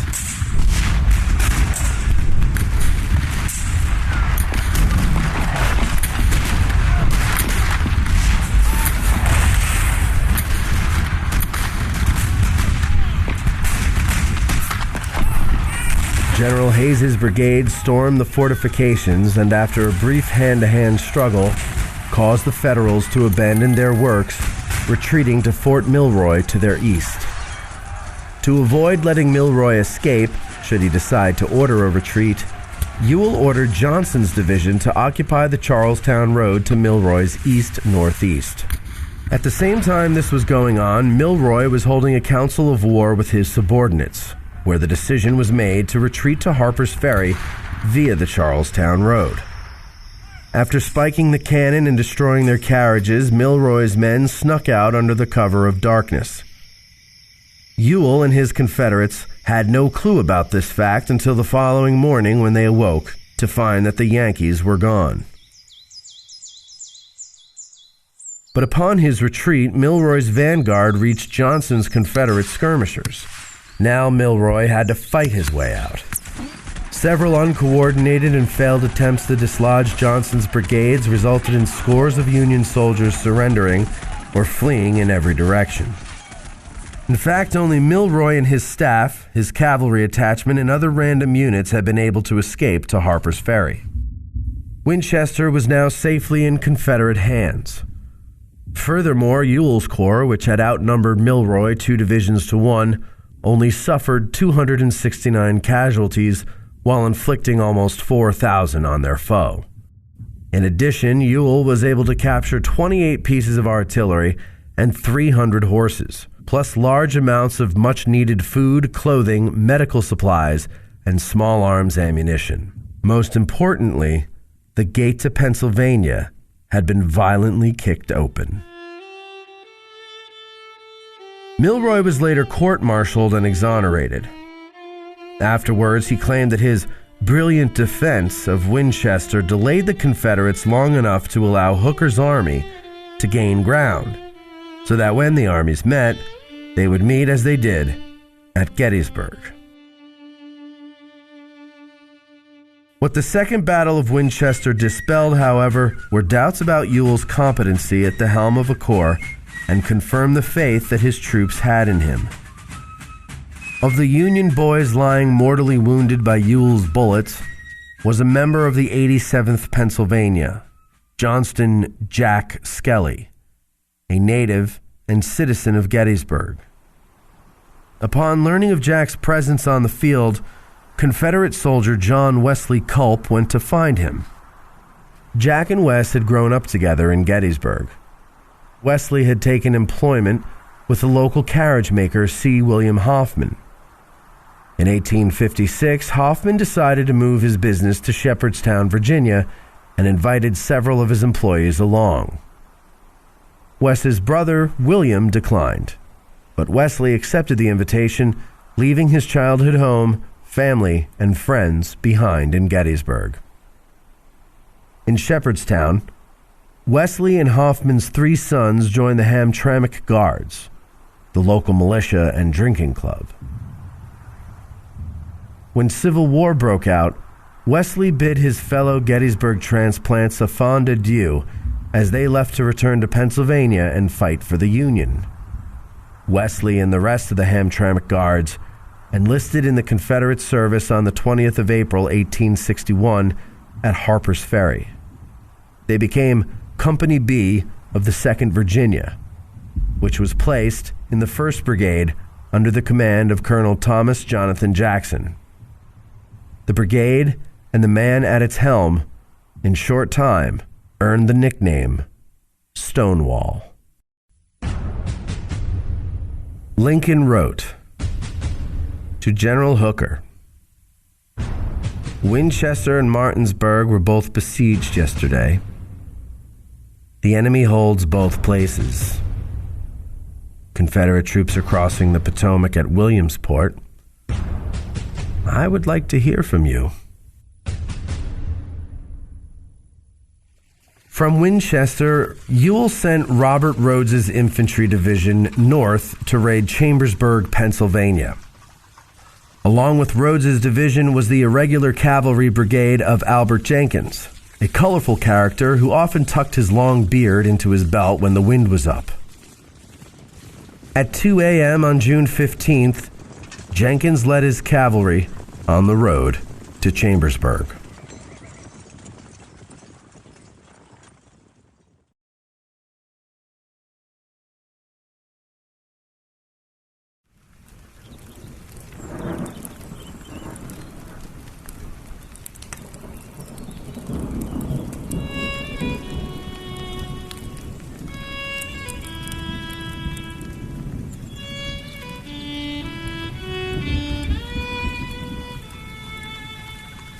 June 15th, 1863. Today we heard that the rebels were crossing the river in heavy force and advancing on this state. Sarah Broadhead.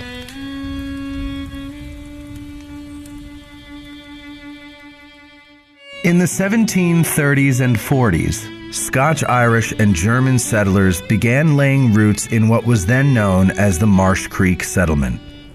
Eventually, Samuel Geddes opened a tavern on the Marsh Creek Road, the major east-west road in the area. In 1761, he was fined for running a tavern without a license.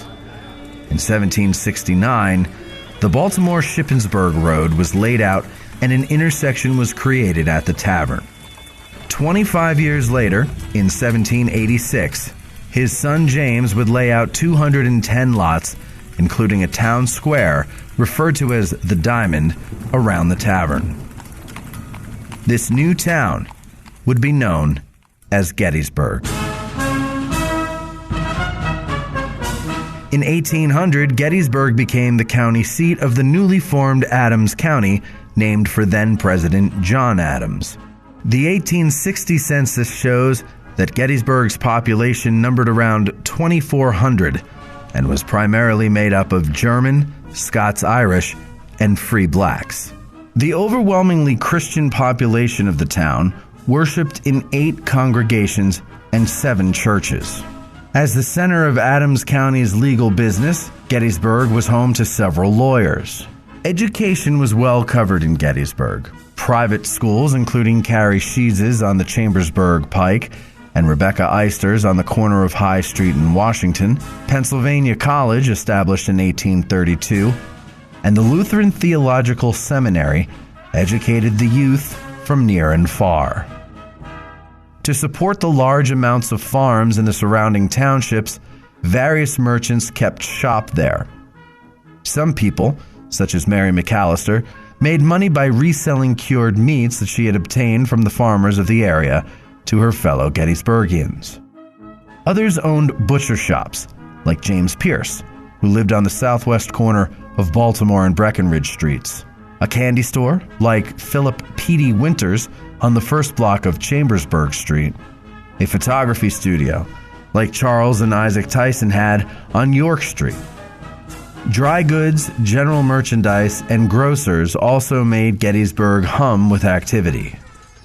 James Fahnestock and two of his brothers owned the largest general store in town on the corner of Baltimore Street and Middle Street.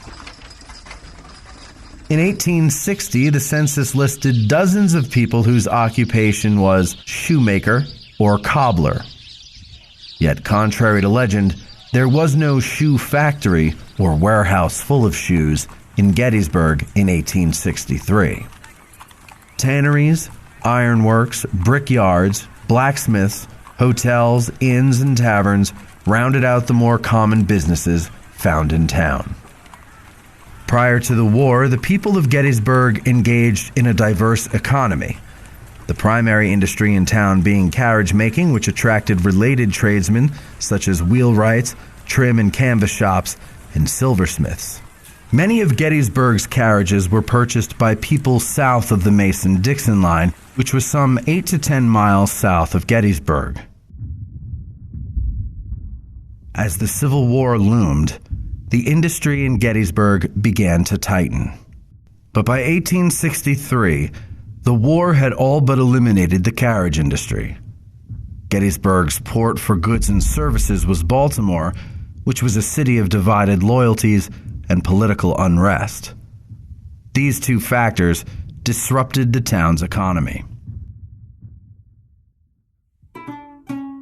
Local curmudgeon and former town constable John Burns had a few odd jobs. One of those jobs was a cobbler at the boot and shoe shop of town council president David Kendallhart. Among his other jobs, John Burns pumped water for the Gettysburg Waterworks. Burns, a veteran of the War of 1812, was not known to be a friendly neighbor with a kind word to offer. Gettysburg had the latest technological advances in communications, media, gas lighting, and transportation. In 1858, the railroad had come to town, and by 1863, Joseph Broadhead was an express messenger on the Hanover Junction, Hanover and Gettysburg Railroad. This railroad made the economy of Gettysburg boom when it was built, and in 1863, the line was in the process of being continued westward out of town. By July 1st, the progress made on this extension would be forever immortalized as the railroad cut. There were two telegraph offices in town, one at the railroad station and the other in the back of the home of John Scott on Chambersburg Street. Gettysburg had three newspapers: the Star and Banner, edited by John T. McElhenney, and the Adams Sentinel, edited by David Bueller. Both had a Republican bias. The Compiler, with a Democrat bias, was edited by Henry J. Staley.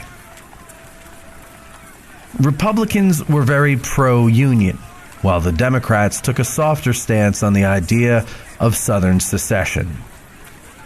Neither side was keen about the idea of equality for blacks, ironically evidenced by the fact that when, years prior to the war, free blacks attempted to join the local white anti-slavery societies and were denied. And so, those who were anti-slavery and black formed the Slaves' Refuge Society on their own. We feel it our indispensable duty to assist such of our brethren as shall come among us for the purpose of liberating themselves, and to raise all the means in our power to effect our object, which is to give liberty to our brethren groaning under the tyrannical yoke of oppression. Resolution of the Slaves' Refuge Society.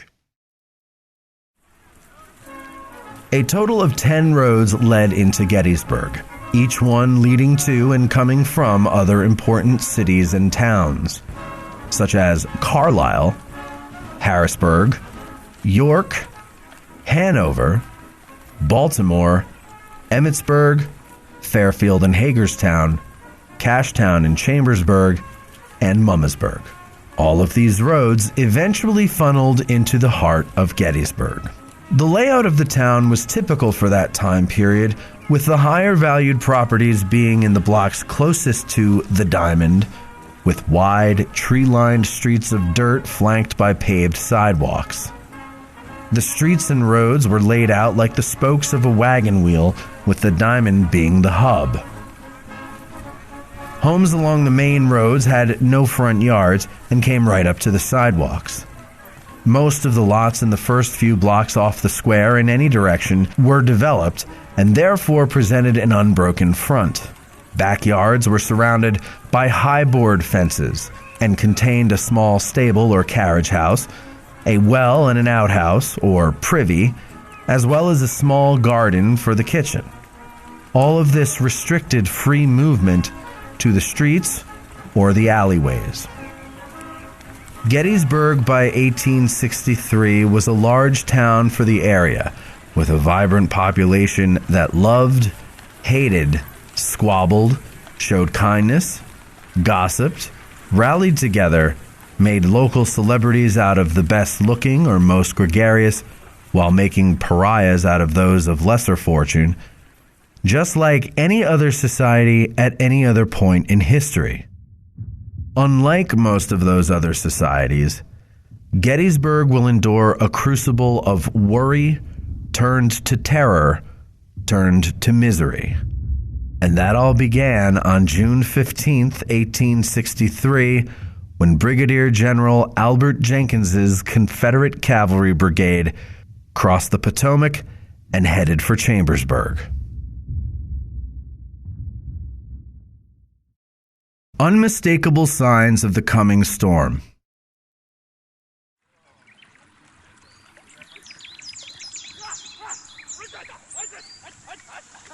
Our regiment was camped on the suburbs of a pretty Pennsylvania town. A stream was near the camp, and one afternoon I suggested to one of the boys in my company that we take a bath and a swim. They took to the idea and likewise to the water in quick time. There were no houses in the immediate vicinity, except for one on a hillside about a half a mile away, belonging to an old Spencer lady. We'd been swimming for a while when a boy trudged into camp in search of the captain. He had a note from the old maid which read, "Dear Sir, I wish you would order your men out of the stream. I can see them plainly. Do my brother's field glasses. Confederate soldier."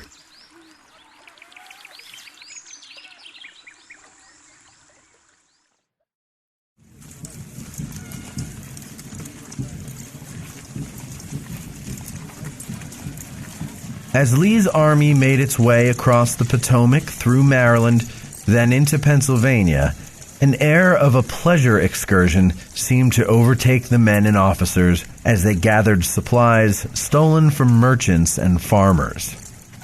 But in Chambersburg, merchant Jacob Hoke observed a sinister side to his town's uninvited guests. One of the revolting features of this day was the scouring of the fields about the town and searching of houses for Negroes. These poor creatures, those of them who had not fled upon the approach of the foe, sought concealment in the growing wheat fields around town. Into these the cavalrymen rode in search of their prey, and many were caught. Some after a desperate chase and being fired at. Jacob Hoke. Rachel Cormany, another resident of Chambersburg, was also moved to put pen to paper to record the inhumanity she witnessed. Oh, how it grated the hearts to have to sit quietly and look at such brutal deeds. I saw no men, all women and children. Some of the colored people who were raised here were taken along. I sat on the front step as they were driven by, just like we would drive cattle. Rachel Cormany. Scenes such as these were repeated throughout south-central Pennsylvania, though Robert E. Lee had a standing order against bringing harm to persons or property, and that all supplies acquired must be paid for. No alarm was felt until Governor Curtin sent a telegram directing the people to move their stores as quickly as possible.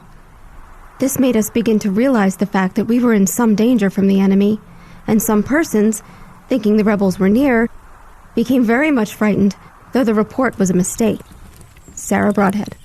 30-year-old Sarah Sally Broadhead and 32-year-old Joseph had a 4-year-old daughter named Mary. Together, they lived on the 3rd block of Chambersburg Street. After hearing the news of Confederates in Chambersburg, Sarah began a journal on June 15th. Ever since word of the Confederates crossing the Potomac first reached them, residents of Gettysburg and many other south-central Pennsylvania towns were beginning to panic and prepare as best they could for the approaching invaders. No one knew just where the Confederates were heading. No one knew what the Confederates would do to them should they descend upon their city or town. And no one knew where their own army even was to protect them and drive off the rebel hordes. Civilian militias began to form. Still, the townspeople worried, for what good could days-old militia do against Robert E. Lee's formidable veterans? We had often heard that the rebels were about to make a raid, but had always found it a false alarm. Tilly Pierce, Gettysburg resident, age 15. In truth, Gettysburg lived under a constant cloud of worry ever since the Civil War broke out in 1861. Just 10 miles to its south is the border with Maryland. While a border state that remained within the Union, Maryland's doing so was fragile. Its citizens had sympathies for both sides of the war. Virginia, the state which was home to the Confederate capital of Richmond, was not much farther beyond Maryland.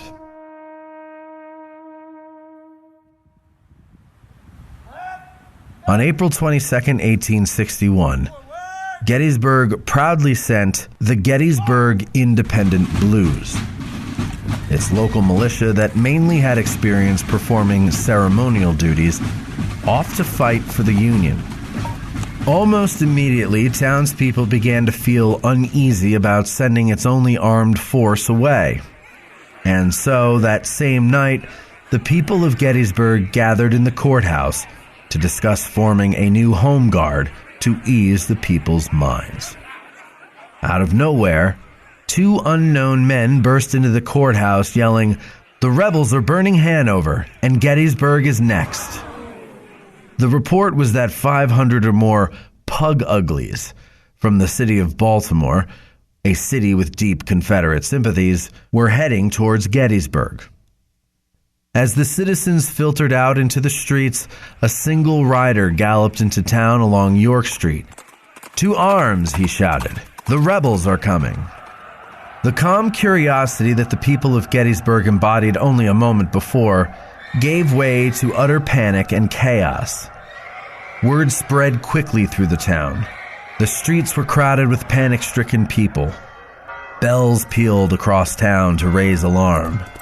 Riders, in the style of Paul Revere, were dispatched in every direction to warn neighboring hamlets and farms. Of course, all firearms and the ammunition for those firearms had left hours earlier with the Gettysburg Blues. All that was left was a smattering of shotguns, antique muskets, shovels, hoes, axes, knives, and a variety of other items of little to no real use against the coming pug uglies. Finally, after midnight, Gettysburg's cooler heads decided to send a train to Hanover to see what was up. The train returned around dawn with the shocking news. It was a false alarm. Time and again between April of 1861 and June of 1863, the alarm would be raised, panic would ensue, and all would be let down as no rebel threat had developed. The only time the threat came close to being real was in 1862 when Jeb Stuart's cavalry invaded Pennsylvania and raided Chambersburg, then appeared at the foot of the mountains at Cashtown, just 8 or so miles west of Gettysburg. But Stuart had no interest in Gettysburg that day, and her citizens, once again, breathed a sigh of relief. Stuart's raid aside, a sense of the boy who cried wolf began to lull the people of Gettysburg into a complacency that would last up until the first shots of the Battle of Gettysburg. With Jenkins's raid on Chambersburg on June 15, 1863, refugees flooded through Gettysburg with the familiar warning of "the rebels are coming." Not all Gettysburg residents brushed off these warnings. Michael Jacobs, a professor at Pennsylvania College, was not so dismissive when he noted in his diary that there were unmistakable signs of the coming storm. Gettysburg quickly snapped out of its trance when the flood of refugees bearing the news of rebels in Chambersburg was too overwhelming to ignore. Immediately, merchants like the Fonstock brothers, as well as local bankers and wealthy citizens, began to load their stores, vaults, and prized possessions onto rented freight trains bound for Philadelphia.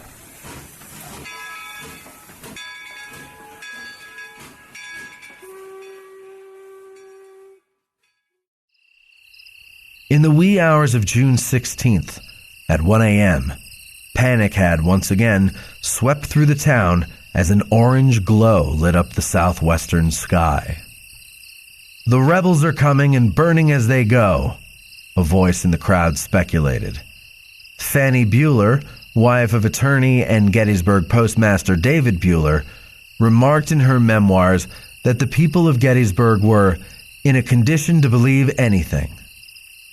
And it seems she was right, for the glow that so scared Gettysburgians during those early morning hours was the town of Emmitsburg, Maryland. Arson was its cause, and the flames brought 27 buildings to the ground before the fire was out. No Confederates had a hand in it.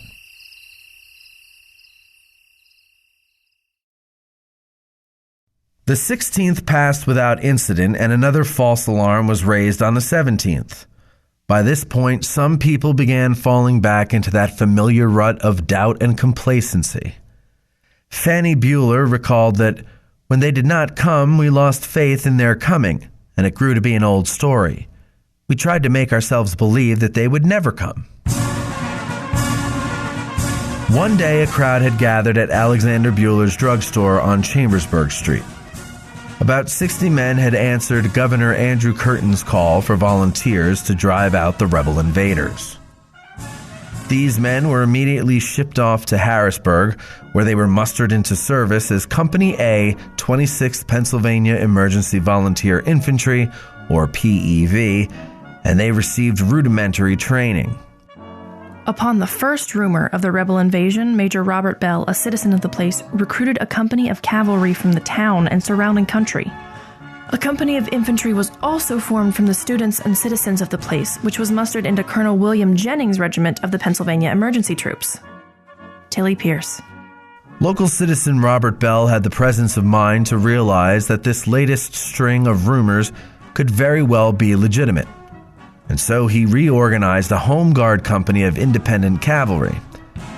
He went to Andrew Curtin and offered to bring his cavalry to Harrisburg. But Curtin declined because he needed eyes on the Confederate Army's activities in south-central Pennsylvania.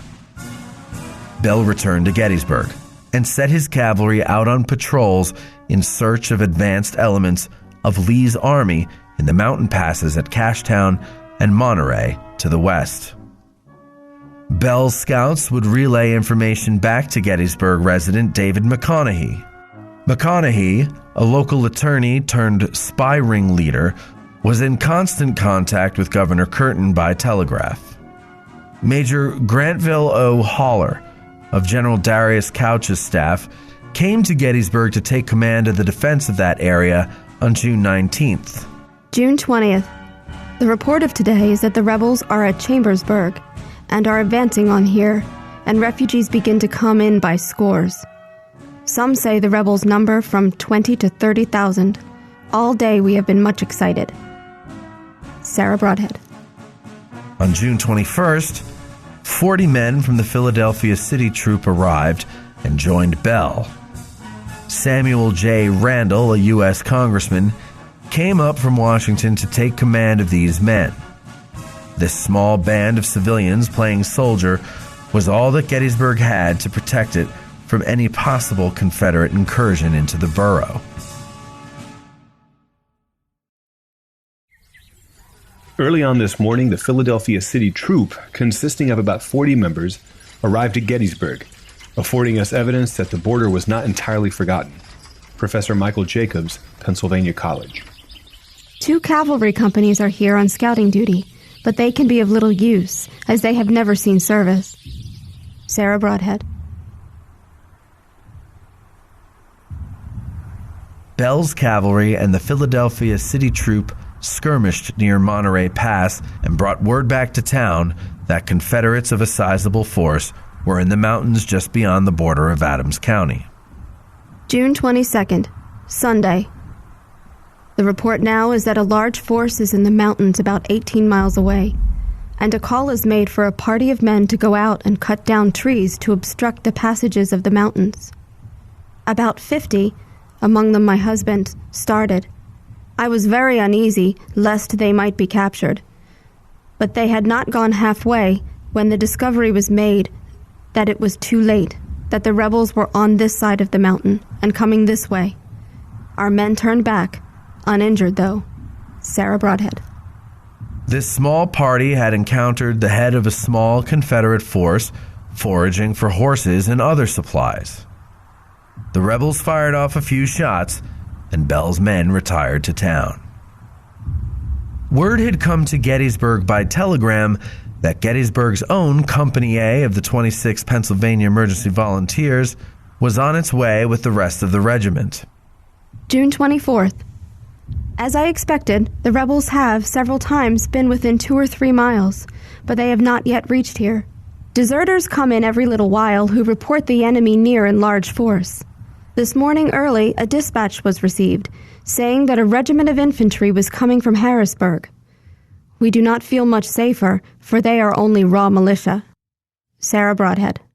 The plan for the 26th PEV's return to defend Adams County went off the rails, quite literally, when one of the trains carrying the Green troops collided with a stray cow at Swift Run Bridge, roughly 7.5 miles from Gettysburg, derailing the train.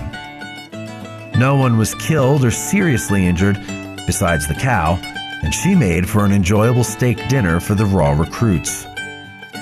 120 men of the regiment marched on to Gettysburg, arriving there on the night of the 25th. The remainder of the regiment arrived by rail the following morning. Back in Virginia, at 1 a.m. on June 25th, Jeb Stuart, following orders from Robert E. Lee, left 2 of his 5 brigades with the main body of the Army to guard the passes and the Army's rear as it crossed the Potomac. Stuart took his remaining 3 brigades on a troublemaking ride around the Union Army. Confederate guerrilla John S. Mosby had earlier reported to Stuart that the Union Army had not moved for 6 days. Lee's orders, though rather vague and confusing, did call for Stuart to cross the Potomac and link up with Ewell's right should Stuart find Hooker's army to be on the move. Within hours of setting out on his ride, Stuart was immediately thrown off course. For starters, when his cavalrymen came through Glasscock's Gap near Haymarket, Virginia, they found Winfield Scott Hancock's entire 2nd Corps spread out in the fields before them. Some light skirmishing took place before Stuart withdrew and moved his troops south and then east to get around Hancock. This same morning, Hooker ordered his army to begin its march north after a 6-day halt in pursuit of the Army of Northern Virginia. Back in Gettysburg, the 26th Pennsylvania Emergency Volunteers arrived on the morning of Friday, June 26th. Though mostly comprised of students from Pennsylvania College, they received a warm welcome from the citizens of Gettysburg as if they were their own. With Bell's cavalry in the lead, the 26th moved down Chambersburg Street and west of town along the Chambersburg Pike. Once they left the town, something of an ominous calm, according to Professor Jacobs, fell over the town. Perhaps enough people believed that their boys would scare Lee's army off, or that the 26th would return reporting yet another false alarm. Meanwhile, the Army of Northern Virginia was on the move. In the lead was Richard S. Ewell's 2nd Corps, with the divisions of Rhodes and Johnson headed northeast towards Carlisle. Ewell's remaining division, under Major General Jubal A. Early, struck out to the east of Chambersburg with the goal of reaching York before eventually cutting north to link up with Ewell.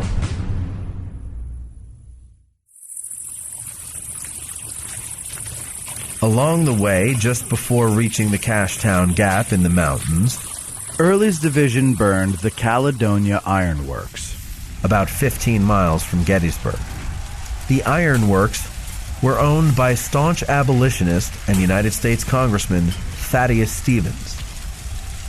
Early decided that Stevens and his workers needed a special dose of Southern vengeance for not only the treatment the Yankee troops had given Early's countrymen, but also as a message aimed directly at Stevens, who Early thought had a most vindictive spirit towards the people of the South.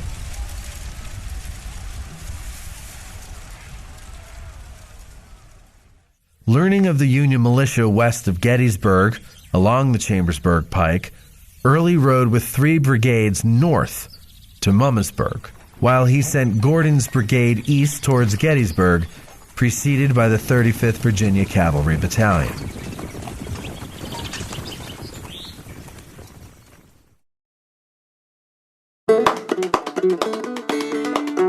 Shortly after 2 in the afternoon, Bell's cavalry came galloping through town in helter-skelter fashion, yelling the news that the 26th had been routed and was retreating to the northeast.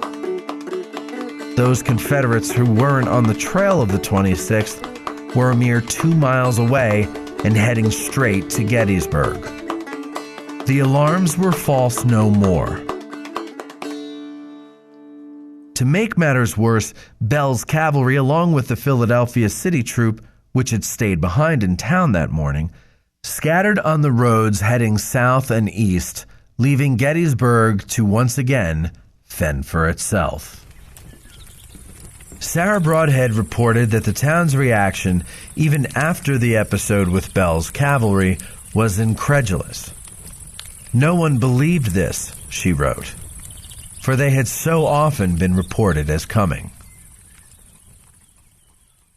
Then suddenly, rebel cavalry appeared.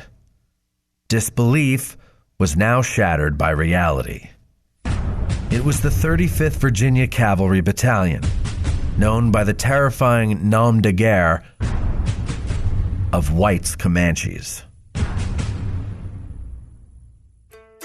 Carrie Sheeds dismissed her students from her finishing school near the Lutheran Seminary on the Chambersburg Pike. The girls from the school ran straight for town. Just before entering it, possibly near the home of John Burns, they paused briefly to look back to see if the rebels were really coming. Upon seeing the first rebel riders crest Seminary Ridge about a half a mile away, the gaggle of girls turned on their heels and retreated for the safety of the town. At the intersection of Chambersburg and Washington Streets, they ducked into the perceived safety of the lobby of the Eagle Hotel. A good deal of Gettysburg civilians had already fled the town. 19-year-old Nellie Auchenbaugh's mother would not lower herself to abandon her home. Nellie was learning to be a woman's hat maker or milliner at Mrs. Mary Martin's hat shop. I was working on a bonnet that Miss Martin, who was very particular, had me rip up twice that day and start over again. And I said, I'm not going home until I finish this bonnet. Not if the whole rebel army comes to town. A few blocks to the south, the students of Rebecca Eyster's Young Ladies Seminary on the corner of High and South Washington Streets were also dismissed in haste. One of the students there was 15-year-old Matilda Tilly Pierce. Tilly took her teacher's advice to hurry home and raced the 2 blocks to her house. Charles McCurdy, a 10-year-old, was more curious than frightened by the rebels and the excitement they caused. He ran down to the end of Chambersburg Street and found men and boys in a crowd gazing towards Seminary Ridge, trying to find the approaching Confederates. Another boy in the town had a toy cannon fashioned from a section of gas pipe. Surely miming the martial pomp and circumstance he had witnessed in less dangerous days, the boy fired off a salute. While loading for a second one, White's Comanches appeared coming over the ridge, and the men in the crowd stopped the boy out of fear of bringing about a Confederate response.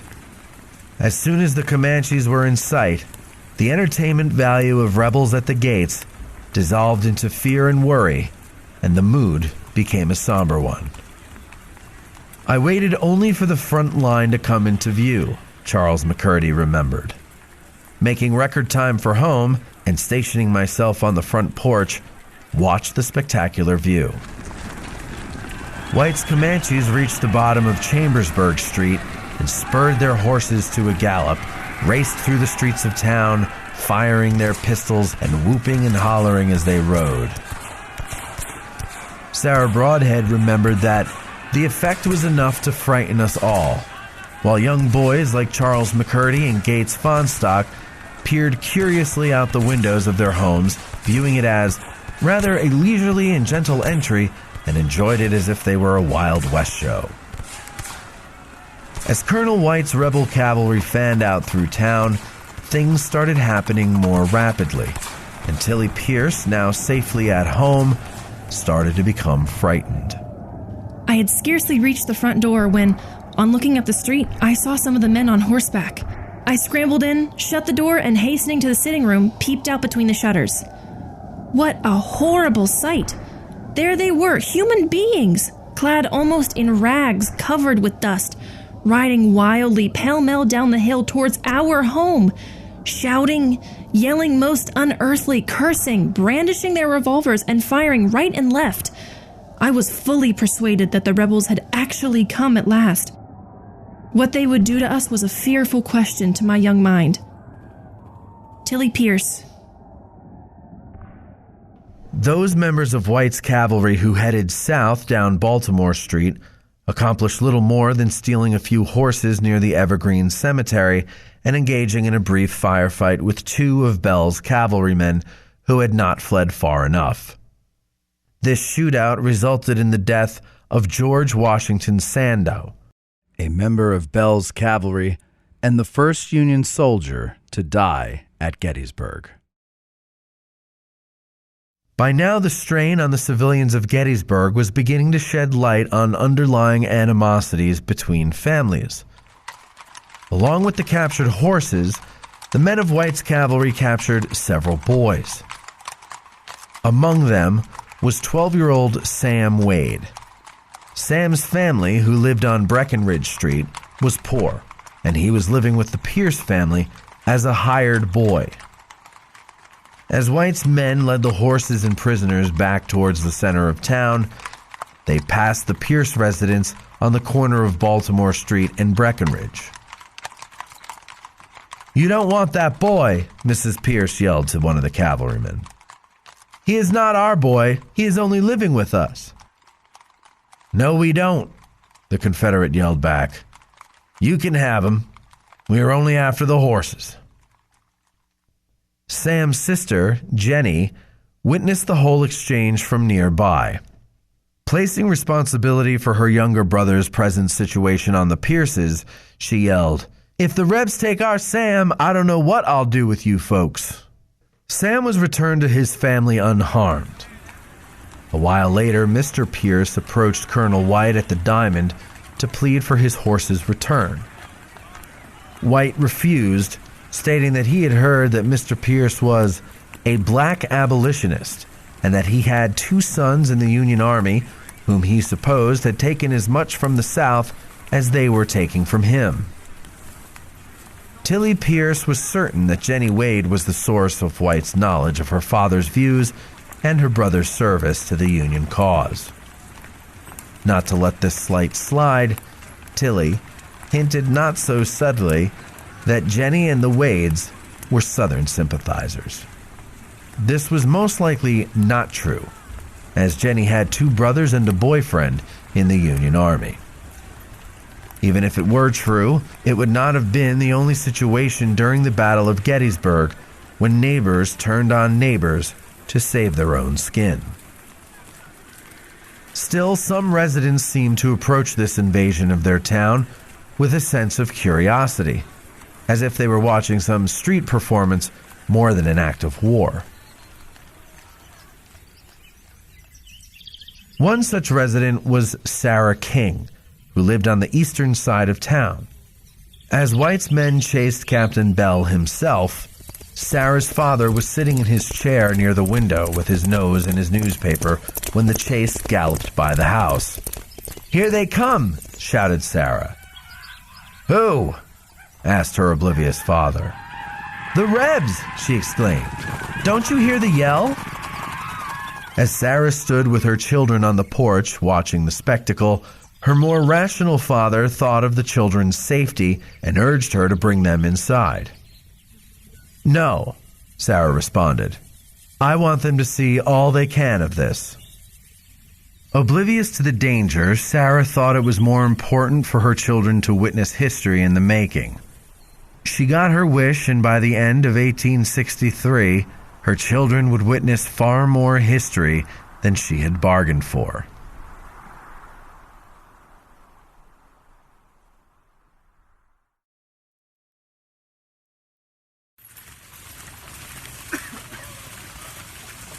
Lagging a half hour behind White's Comanches on the Chambersburg Pike was the infantry brigade of Brigadier General John B. Gordon. Now, the gravity of the situation appeared to set in on more of the citizenry. Early had come to Gettysburg with Gordon's brigade, intending to requisition supplies from the good folks of the town. Upon arrival, Early demanded to speak to the mayor, or Burgess, Robert Martin. But Martin had already fled, and so the general had been directed to the home of Borough Council President David Kendallhart. Kendallhart met Early outside his home and stood in front of Early's horse as the general read the list of demands. Kendallhart's daughter recorded what Early wished to requisition: 60 barrels of flour, 7,000 pounds of bacon, 1,200 pounds of sugar, 600 pounds of coffee, 1,000 pounds of salt, 40 bushels of onions, 1,000 pairs of shoes, and 500 hats. Kendallhart responded with a prepared letter. General Early, Sir, the authorities of the borough of Gettysburg, in answer to the demands made by you upon the said borough and county, say their authority extends but to the borough, that the requisitions asked for cannot be given because it is utterly impossible to so comply. The quantities required are far beyond that in our possession. In compliance, however, to the demands, we will request the stores to be opened and the citizens to furnish whatever they can of such provisions, etc., as may be asked. Further, we cannot promise. By authority of the Council of the Borough of Gettysburg, I hereunto, as president of said board, attach my name, D. Kendallhart. Satisfied with Kendallhart's response, Early spared Gettysburg of any acts of retaliation. However, his men did take advantage of merchants opening their doors to them. By all accounts, The appearance of Early's men disclosed how poor and ill-equipped they were. Michael Jacobs remarked on how their filthy condition was a far cry from the chivalrous Southerners they were thought to be. Sarah King compared them to Falstaff's recruits, meaning that they did not look fit for battle, and expressed a feeling of sympathy for them. Some of the men had a pile of hats on their heads, strings of muslin and other goods trailing on the ground.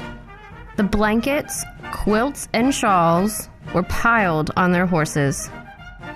The Confederate troops were in such poor condition in the way of clothes and shoes that Albertus McCurdy observed a Confederate riding his horse with spurs strapped to his bare feet.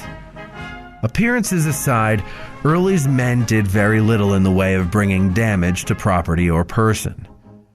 Unlike their Yankee foes at Fredericksburg, Confederates did not loot Gettysburg, although that's merely semantics, for they purchased their items with Confederate currency that was completely useless to the residents of Gettysburg.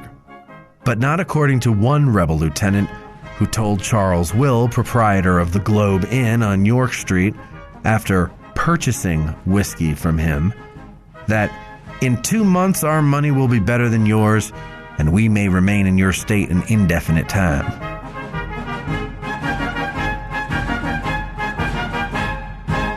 Sweets were also very prized among Confederates. Young Charles McCurdy lived on Chambersburg Street across from Petey Winter's candy store. Winter, like everyone else, closed up shop prior to the visit from the Confederates.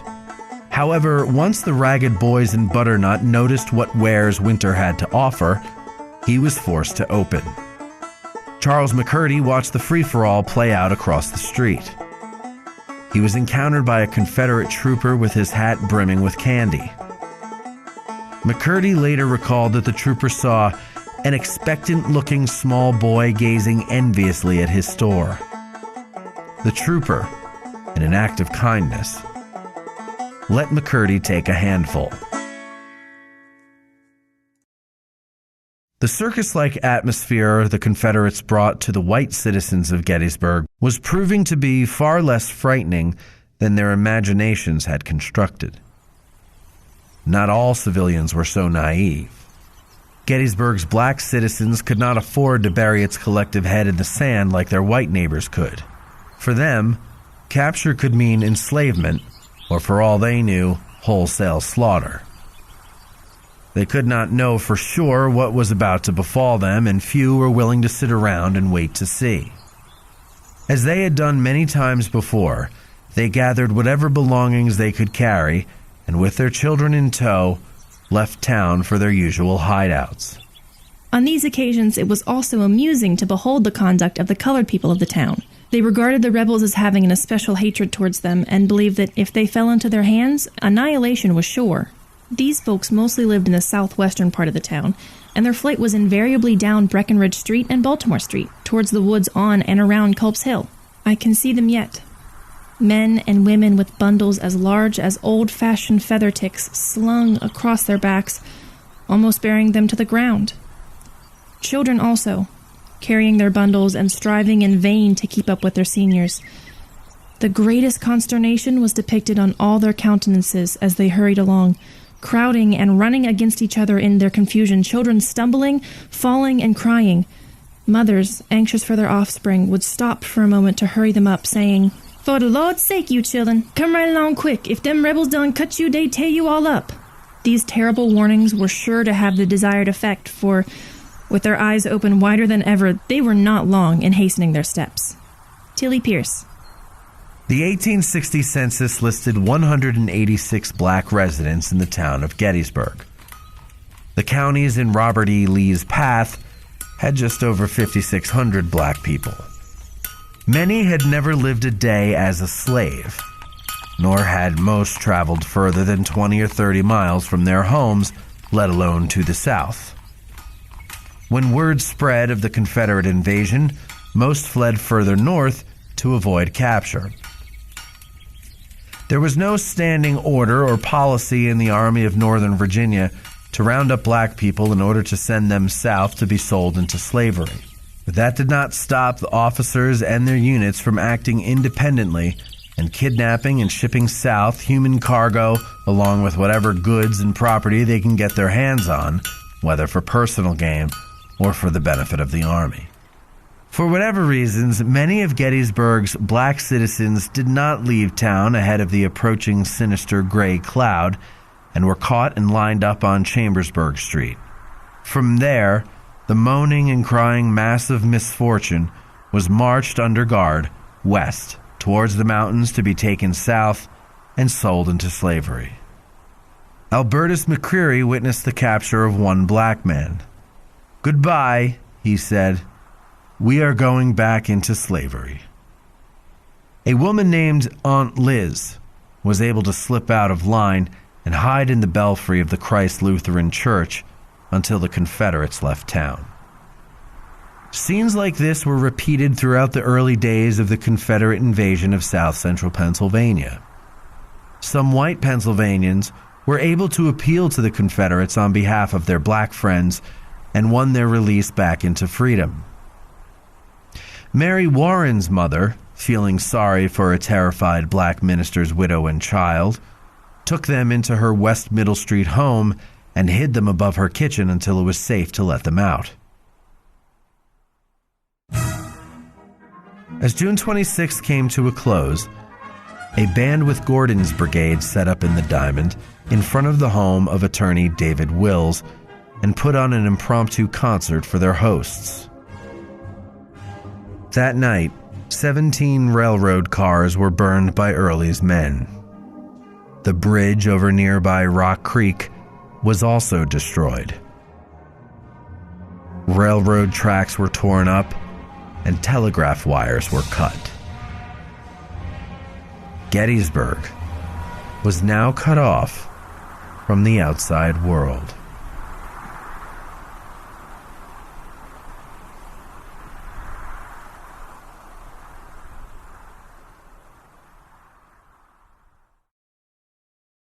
Where are the armies now?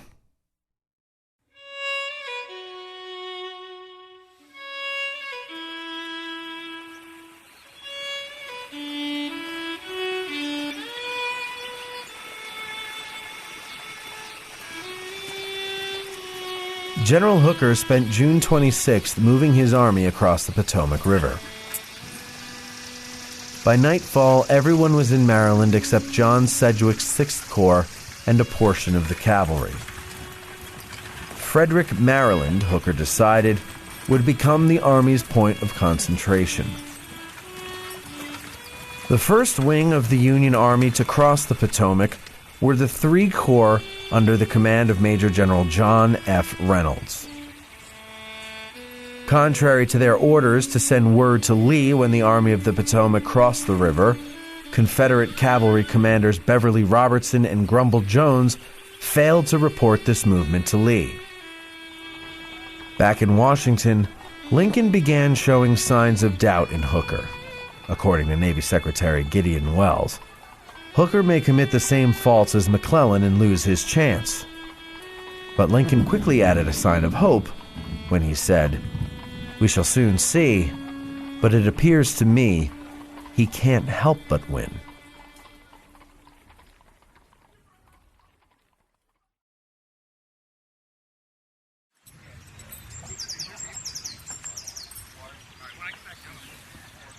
Boys, you are now on the enemy's soil.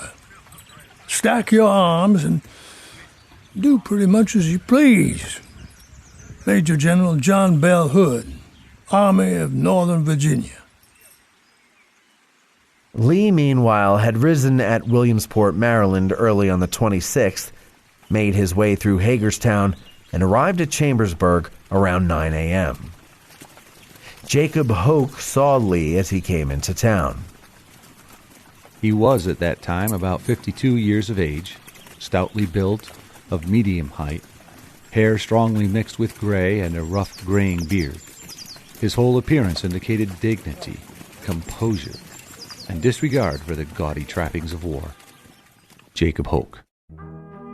Though incorrectly pegging Lee as 4 years younger than his actual age, Hoke paid close attention to which direction the general traveled.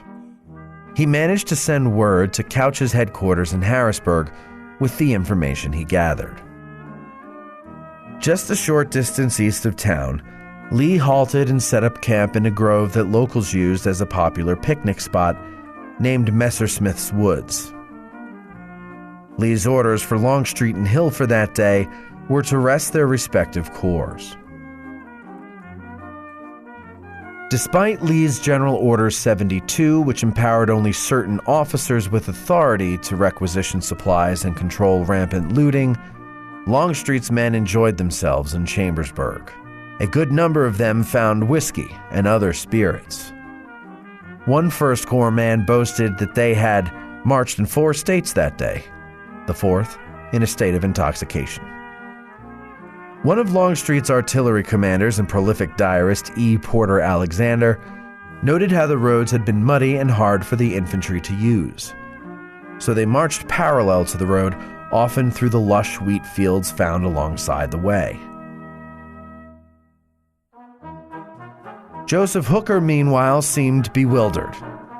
"He acts like a man without a plan," griped one of Hooker's staff officers, "and is entirely at a loss what to do, or how to match the enemy or counteract his movements."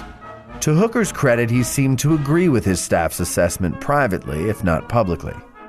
The bluster he displayed leading into the Chancellorsville campaign no longer colored his words or actions.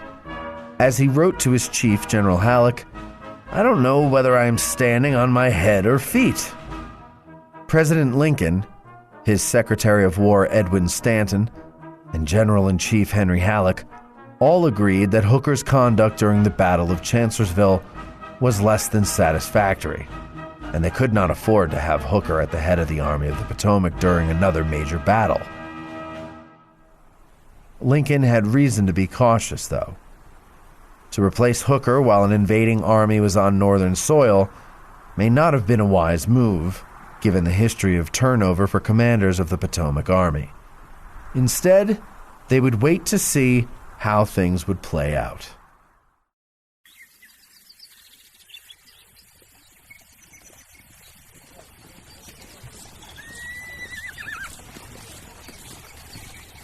It seemed pleasant once more to see smiling faces and to be greeted with friendly words. The women cheered us and waved their handkerchiefs as well. Charles Davis, 13th Massachusetts. By June 27th, Lincoln's call for 100,000 emergency volunteers yielded only 12,000 Northern men to fill the ranks of the Department of the Susquehanna. 8,000 of them were from New York. In response, Pennsylvania Governor Andrew Curtin called for 60,000 90-day volunteers to join the state militia. 24,000 answered that call, but regardless, there was just not enough time for them to be trained and mustered into service before the two armies met at Gettysburg. Meanwhile, the Confederate Corps commander Richard S. Ewell accompanied Rodes's division to Carlisle, Pennsylvania, some 35 miles north of Gettysburg. Carlisle was home to the Carlisle Barracks, where Ewell had been stationed for a time before the war, and he spent some of that Saturday receiving visits from old friends he had met there. As pleasant as these reunions may have been, Ewell eventually commenced with his actual mission of gathering supplies. Once settled into his headquarters, he demanded the citizens provide his men with 1,500 barrels of flour, 5,000 pounds of coffee, medicine, surgical instruments, and other stores. Lacking a satisfactory response, Ewell ordered a house-to-house search of Carlisle. During the Second Corps' 3-night stay, the generals feasted on food left behind by the fleeing Yankee garrison, like iced salmon. A soldier of the 12th Alabama Infantry was determined to have a nice dinner at the National Hotel in Carlisle, where he registered in the midst of an unfriendly and rough-looking crowd of rough-looking men. Had a poor dinner rather ungraciously served by a Dutchy-looking young waitress. Of the booty captured in Carlisle were gallons of Pennsylvania whiskey. To celebrate the success of the invasion thus far, Rhodes's division put on a parade, during which a young, drunken lieutenant gave a speech that ran a shade too blue and had to be hauled off by his comrades. Confederate officers and men alike indulged in spirits and gave drunken speeches from balconies to their troops on the streets below. Earlier that morning, Joseph Hooker traveled to Harper's Ferry to inspect the 11,000-man garrison there. In response to his request to abandon the garrison and absorb it into the Army of the Potomac, Hooker's boss, Henry Halleck, said no. Feeling his hands were tied, frustrated and angry from the resistance above, Hooker tendered his resignation to the authorities in Washington on June 27th. Lincoln, without batting an eye, accepted. Meade takes command.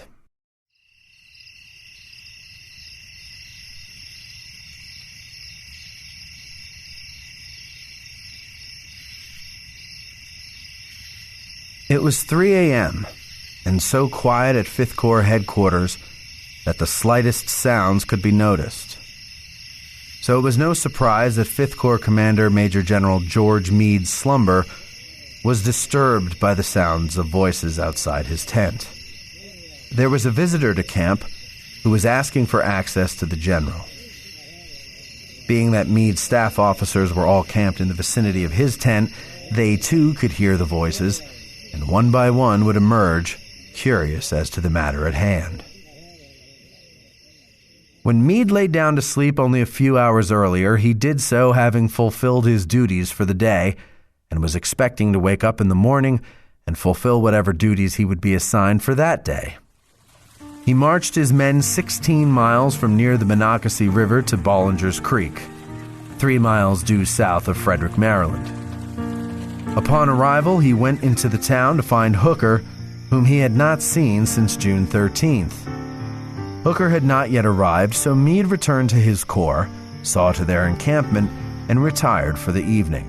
He was unaware that Hooker had resigned, and that one of General-in-Chief Halleck's staff officers, Colonel James A. Hardee, and a small party were on their way to meet Meade. Hardee roused Meade in his tent and told him that he came bearing trouble. Meade, whose sense of humor was just as groggy as he was at this hour, assumed that Hardee's mission was, as he wrote to his wife, to either relieve or arrest me. So Meade's response to Hardee's joke was, "My conscience is clear." Meade believed that he was being placed under arrest because of a previous issue with General Hooker. Hardee then handed Meade a communication to read, which relieved Hooker as commander of the Army of the Potomac and put Meade in his place. Unlike prior occasions when Lincoln replaced a general, this was not an offer nor a request. It read, "General, you will receive with this the order of the President placing you in command of the Army of the Potomac. Considering the circumstances, no one ever received a more important command, and I cannot doubt that you will fully justify the confidence which the government has reposed in you." It was an order, and Meade, ever the dutiful soldier, obeyed. And so Meade, Hardee, and Meade's son and staff officer, Captain George Meade, Jr., rode to Army headquarters in Frederick to meet with Hooker. There was little conversation among the three as they rode. Now and again, Meade, the elder, would depart from his visibly evident deep thought and ask Hardee a question. Then he'd go back to thinking. At Frederick, he met with Hooker, who, with his usual charm, tried his best to assuage the embarrassment and awkwardness of the occasion. They sat down and had a lengthy discussion and were eventually joined by the Army's Chief of Staff, Daniel Butterfield. Finally, Meade came out of the meeting with the same grave look on his face as when he went in. Upon seeing his son, he perked up slightly. "Well, George," he said, "I'm in command of the Army of the Potomac." It can be assumed that Meade learned about the disposition of the army, though he did admit that he had no exact information about the condition of the troops and the position of the enemy. He would also later claim that Hooker offered him no intimation of any plan or any views he may have had up to that moment. Meade formally accepted command in a message to Halleck. The order placing me in command of this army is received. As a soldier, I obey it, and to the utmost of my ability will execute it. Meade spent the 28th poring over dispatches at Army headquarters to familiarize himself with the situation. June 28th was spent in ascertaining the position and strength of the different corps of the Army, but principally in bringing up the cavalry, which had been covering the rear of the Army in its passage over the Potomac, and to which a large increase had just been made from the forces previously attached to defenses of Washington. Orders were given on that day to Major General French, commanding at Harper's Ferry, to move with 7,000 men of his command to occupy Frederick and the line of the Baltimore and Ohio Railroad, and with the balance of his force estimated at 4,000, to remove and escort the public property to Washington. Major General George Gordon Meade, Commander, Army of the Potomac. By that night, he had issued general orders for the Army's march. These ambitious orders set the Army of the Potomac on a collision course with the Army of Northern Virginia. The only question now was, where would they collide? Overall, Meade's appointment to command was well received, even though most outside of his own 5th Corps knew little about the man.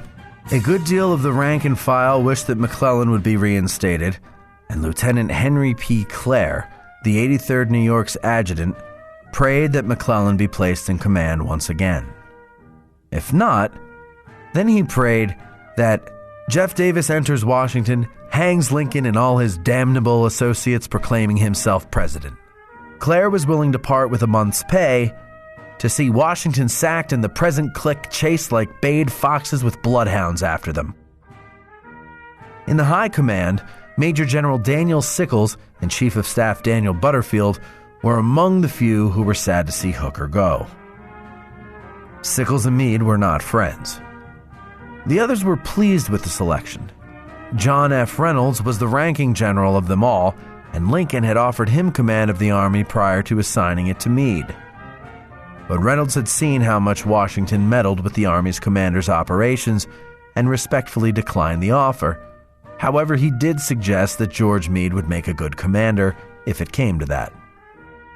Reynolds was also Meade's friend. When Reynolds first saw Meade after he took command, Meade told him that his new job was not only a surprise, but an unwelcome one at that. Reynolds told Meade that the commanding general could rely on him, and that he was satisfied to see Meade at the head of the Army. Things were now accelerated as though Meade's appointment so invigorated the high command and gave it a new sense of purpose and resolve. Meade conferred with staff and drew up orders announcing that he was placed in command of the Army, along with marching orders for the day. Each corps knew where it needed to be by nightfall and by what roads, and by nightfall, all were where they should have been. Only Hancock's 2nd Corps was just a few miles short of its destination because it received its orders too late. Carrying rifle, knapsack and contents, accoutrements, haversack containing rations, and 60 rounds of cartridges, over 50 pounds. Union 6th Corps soldier.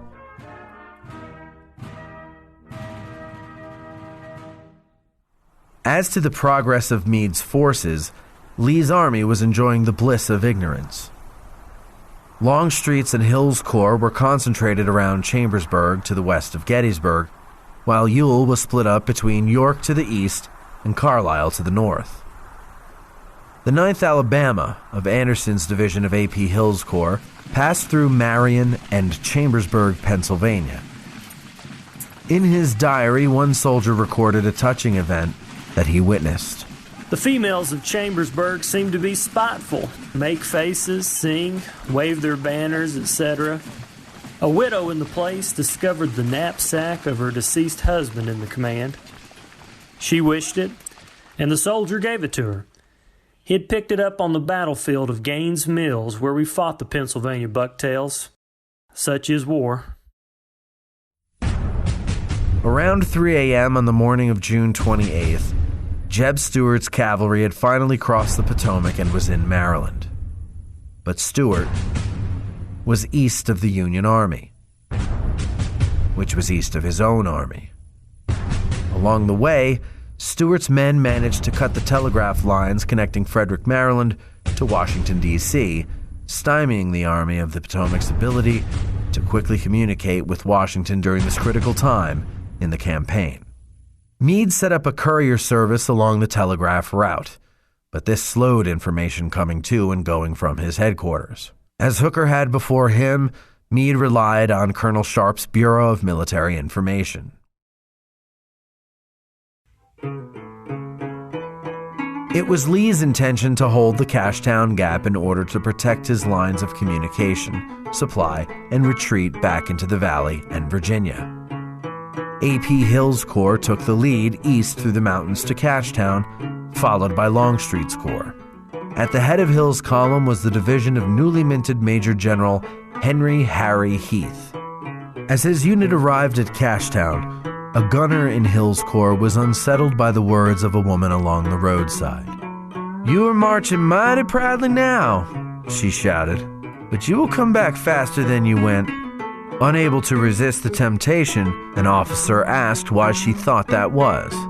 "Because," she quickly replied, "you put your trust in General Lee and not in the Lord Almighty." Up north in Carlisle, General Ewell declared this day a day of rest. Despite this, he sent Jenkins' cavalry ahead to Harrisburg, his next objective. Stonewall Jackson's former chaplain, the Reverend B. Tucker Lacey, held 2 church services at the Carlisle barracks. General Ewell was asked by local clergy if he objected to their offering their routine prayer for President Lincoln at their respective churches. Ewell replied, "Pray for him. I'm sure he needs it."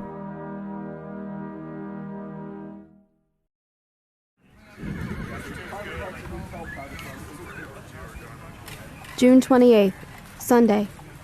About 10 o'clock, a large body of our cavalry began to pass through town, and we were all busy feeding them as they passed along. It seemed to me that the long line would never get through. I hope they may catch the rebels and give them a sound thrashing. Some say we may look for a battle here in a few days, and others say it will be fought near Harrisburg. There is no telling where it will be. Sarah Broadhead.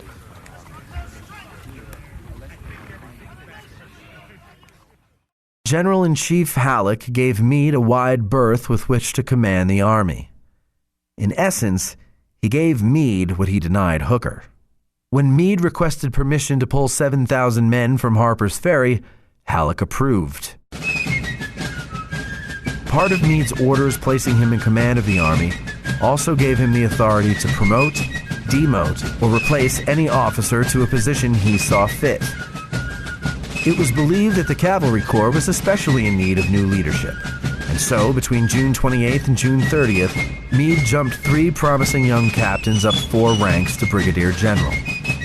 Those junior officers were Elon J. Farnsworth, Wesley Merritt, and the long-haired George Armstrong Custer.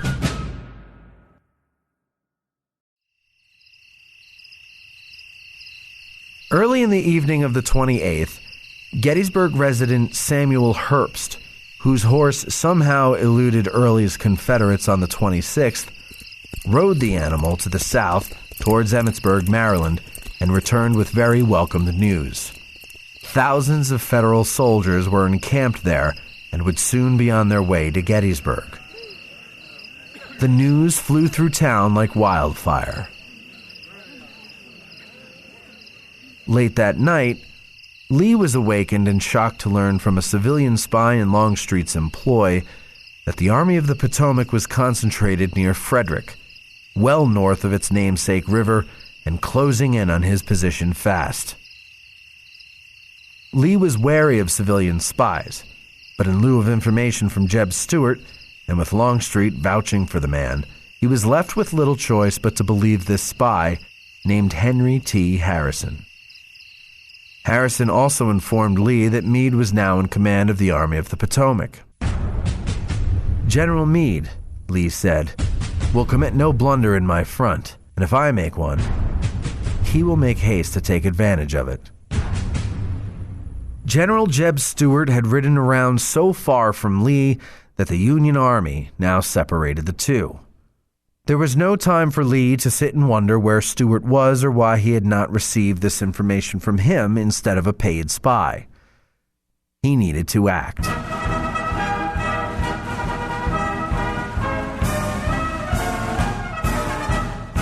No longer could he allow his army to be so spread out as it was.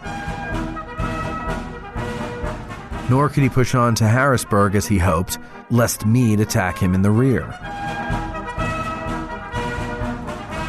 Ewell's corps was in danger of being cut off and had to be recalled. Lee ordered Hill and Longstreet to concentrate at Cashtown, a small village at the mouth of the Gap in South Mountain, and ordered Ewell initially to Chambersburg, but then modified that order and directed Ewell to Cashtown or Gettysburg via Heidlersburg, some 10 miles northeast of Gettysburg.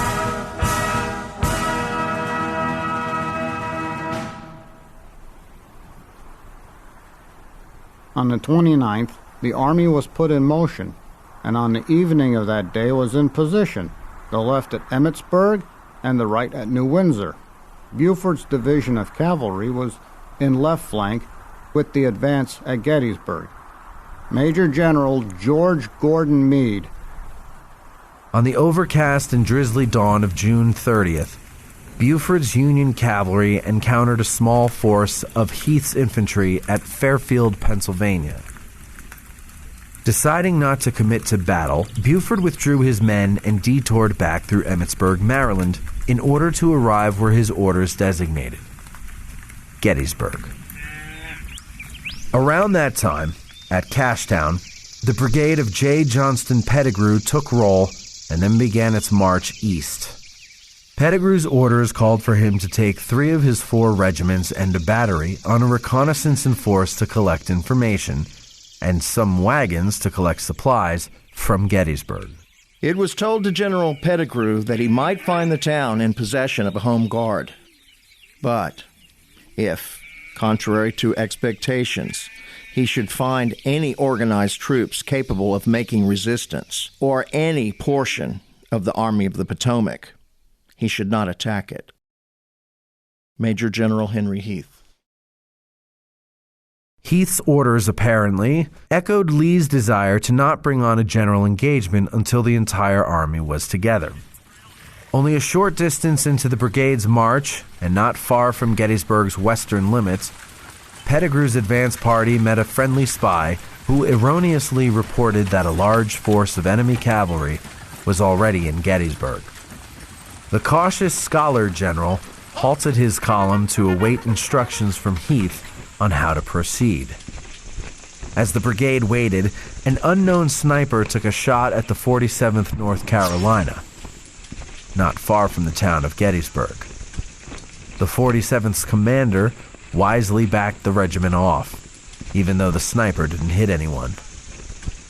Pettigrew eventually continued on with his lead elements, gaining full view of Gettysburg by mid-morning. In Gettysburg, Sarah Broadhead's day began with relief. Her husband Joseph had returned, having walked for 36 hours from Harrisburg. Days earlier, he and other railroad workers were captured by Confederates, Sarah was told, and paroled and sent to Harrisburg. Joseph arrived around 1 a.m. on June 30th. But as one worry dissipated for Sarah, another sprung up. As Sarah looked to the west, down the Chambersburg Pike, there atop Seminary Ridge, stood the lead elements of Pettigrew's brigade. We had a good view of them from our house, and every moment we expected to hear the booming of cannon and thought they might shell the town. Sarah Broadhead.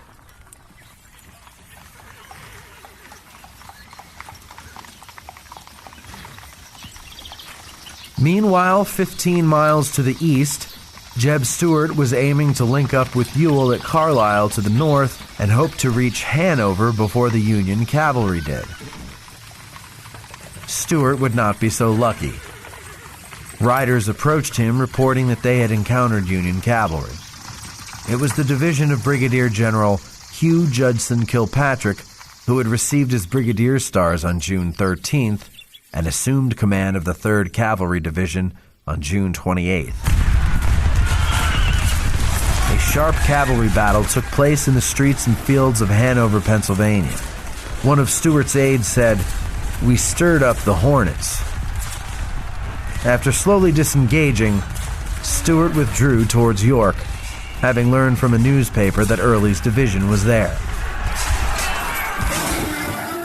Back at Gettysburg, at around 10:30 in the morning, Pettigrew and his staff sat on Seminary Ridge. Field glasses and telescopes peered this way and that, searching for signs of the Army of the Potomac. Pettigrew advanced the skirmish line, which disappeared into the town along the Chambersburg Pike. Our garret window afforded a clear view of the Chambersburg Road, leading up to the Blue Ridge 8 miles away. I went up to the garret, taking with me the small telescope which was used in the astronomical department at the college, a powerful glass. I could see on the top of the hill west of the town a considerable force of Confederates who had come down from the mountains. On the summit stood a group of officers, sweeping the horizon with their field glasses. Back of them, but largely hidden by the shoulder of the hill, my glass enabled me to distinguish men both of infantry and artillery commands. Suddenly, the officers on the crest of the hill turned and rode back, and almost on the heels of the retreat, a roar of shouting arose from the streets below me. I hurried downstairs and saw General John Buford's cavalry division, including 2 brigades, riding into Gettysburg from the Tarnytown Road. Professor Michael Jacobs, Pennsylvania College. That cavalry was indeed the 1st Cavalry Division of Brigadier General John Buford.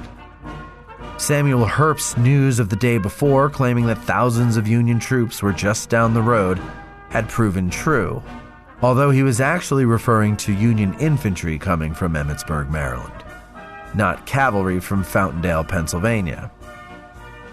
While surveilling the town before them, one of Pettigrew's staff spotted a long column of Union cavalry heading towards Gettysburg on the Emmitsburg Road. Keenly aware of his orders not to bring on an engagement if the Army of the Potomac is encountered, Pettigrew took immediate steps to withdraw back to Cashtown. When Buford's division of almost 3,000 cavalrymen reached the intersection of the Emmitsburg Road and Washington Street, it turned left onto Washington, with Colonel William Gamble's brigade in the lead, its 8th Illinois Cavalry at the head of the column, and Colonel Thomas Devon's brigade behind Gamble's. The dirty and sun-bronzed troops of the 1st Cavalry Division were unaware of what the last several days had been like for the people of Gettysburg. The townspeople were in a terrible state of excitement because of Pettigrew's recent advance on the town. The troopers were pleasantly surprised by the jubilant reception they received from Gettysburg's residents, who no doubt received them as their saviors. Lieutenant John Califf, commander of the only battery of artillery with the column, recalled the little girl emerging from the crowd lining the street to hand him a bouquet of flowers. Private Harter, in the 8th Illinois, recalled how a group of schoolgirls singing the battle cry of freedom moved the men to cheer. A crowd of us girls were standing on the corner of Washington and High Streets as these soldiers passed by, desiring to encourage them who, as we were told, would before long be in battle. My sister started to sing the old war song, Our Union Forever. As some of us did not know the whole piece, we kept repeating the chorus. Thus we sought to cheer our brave men, and we felt amply repaid when we saw that our efforts were appreciated. Their countenances brightened, and we received their thanks and cheers. After the battle, some of these soldiers told us that the singing was very good, but that they would have liked to have heard more than just the chorus. Tilly Pierce. Cake, milk, water, and beer were passed up the moving column. Doors, windows, and balconies were filled with ladies waving handkerchiefs. Altogether, it was one of the most touching, spontaneous, and heartfelt demonstrations my eyes ever witnessed. It inspired us to heroic deeds. Captain W.C. Hazelton, 8th Illinois Cavalry. Buford wasted no time once arriving in town, making his headquarters at the Eagle Hotel on the northeast corner of Washington and Chambersburg streets. He sent Devon's brigade north to the area of Gettysburg College and Gamble's brigade west of town along the Chambersburg Pike. I entered this place today at 11 a.m. Found everybody in a terrible state of excitement on account of the enemy's advance on this place. He had approached to within a half-mile of town when the head of my column entered. His force was terribly exaggerated by reasonable and truthful but inexperienced men. My men and horses are fagged out. I have not been able to get any grain yet. It's all in the country and people talk instead of working. Facilities for shoeing are nothing. Burley's people seized every shoe and nail they could find. Brigadier General John Buford. Buford's complaint about the lack of help received from the townspeople was by no means representative of all the citizens of Gettysburg. Gettysburg youth Hugh Ziegler recalled, "The boys of the town would visit the camp and ride the soldiers' horses to water, and I was one of them." According to Howard Wirt, General Buford had orders printed up by sending compositors to the office of the Star, who quickly had and typed the orders which were placarded over town. Sale of spirited liquor of any kind in this town during its occupation by the troops is strictly prohibited. Any violation of this order will be promptly and severely punished. The giving away of liquor will be punished the same as if for sale. Some of Buford's troopers did have in their canteens Applejack, which they had confiscated in Maryland. That night, the soldiers served some locals' liquor. Lee, in the meantime, had moved his headquarters east to the village of Greenwood at the western entrance of the Cashtown Gap, which was presently flooded with Hill's divisions and supply trains. Back at Heath's headquarters, Pettigrew told his commander what he had discovered. Heath could not believe that the force in Gettysburg was anything other than local militia. Soon A.P. Hill rode up, and Pettigrew told him about his foray into Gettysburg. Hill insisted that the cavalry he saw was probably only a small detachment of observation. Pettigrew then called an aide up to tell the story. The aide, who was known to A.P. Hill, asserted that they were well-trained troops. Still, Hill, who had only recently spoken to General Lee, could not or would not believe that any Union force was close enough to cause any worry. As a precaution, he decided to send a much larger force to Gettysburg the next morning on a reconnaissance. All day long, Union couriers were flying from headquarters to headquarters with word of Lee's whereabouts and subsequent orders from Meade to his corps commanders about where they should be placed. Meade sensed that something was in the air for the morrow. Buford was reporting 20,000 Confederates in the area of Cashtown to the west. Buford's information came from a local citizens' intelligence ring. The ring was orchestrated by spy master David McConaughey. A young Robert McLean watched General Buford dismount in front of the Ditterline residence on Chambersburg Street. Buford seated himself on the doorsteps and addressed a dispatch to General Reynolds, conveying information which Mr. David McConaughey, Esquire, was communicating verbally to him. With boyish curiosity and regardless of good manners, Robert looked over the general's shoulder as he wrote. The curious Professor Jacobs of Pennsylvania College wanted a better look at what trouble lay just 8 miles up the road. So he took the telescope used in his science class to the cupola of the Lutheran Seminary on the ridge at the western end of town that bears its name. I began a careful examination of the mountains to the west, where the Blue Ridge describes a semicircle. Wherever the mountainsides held clearings, smoke curled upward.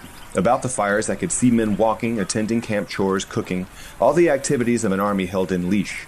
They showed me clearly as though they were not more than a couple of 100 yards away.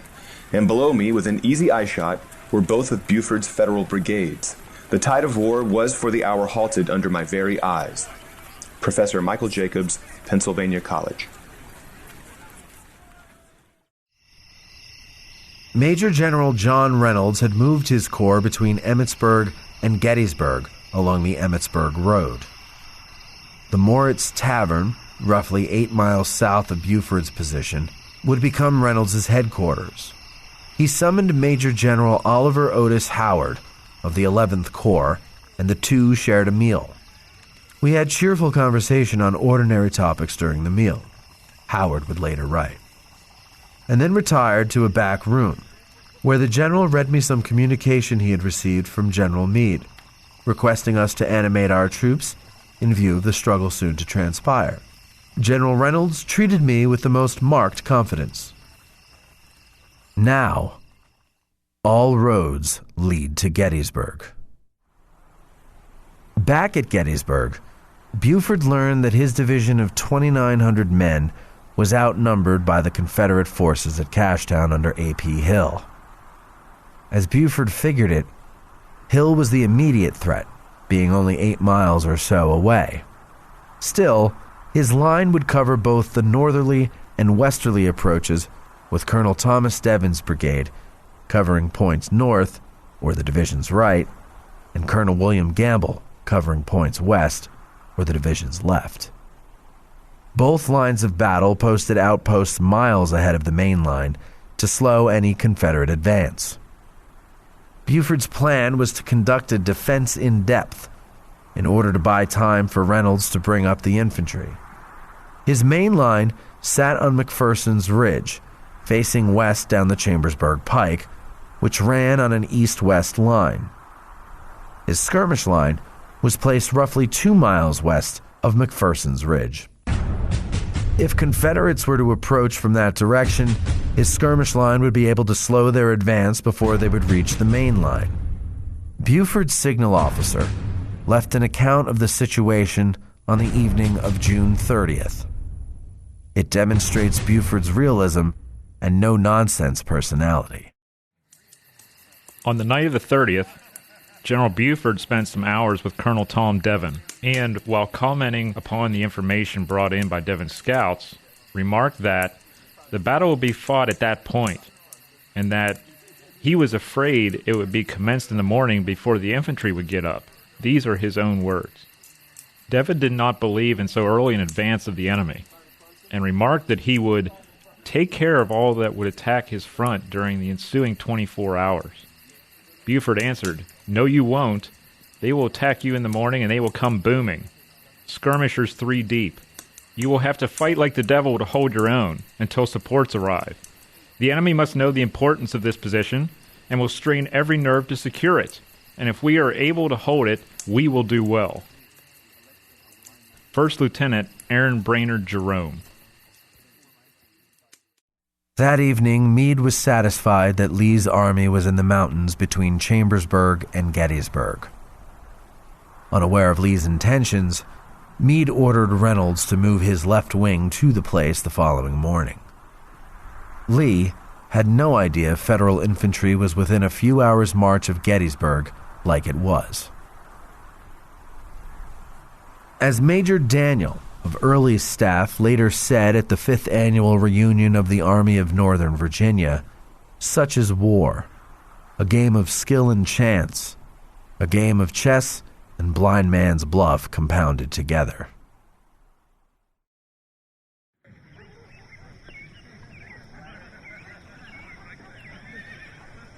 As the sun sank behind the mountains, Lydia Ziegler climbed the steps to the cupola of the Lutheran Seminary and soaked in the scene that spread out before her.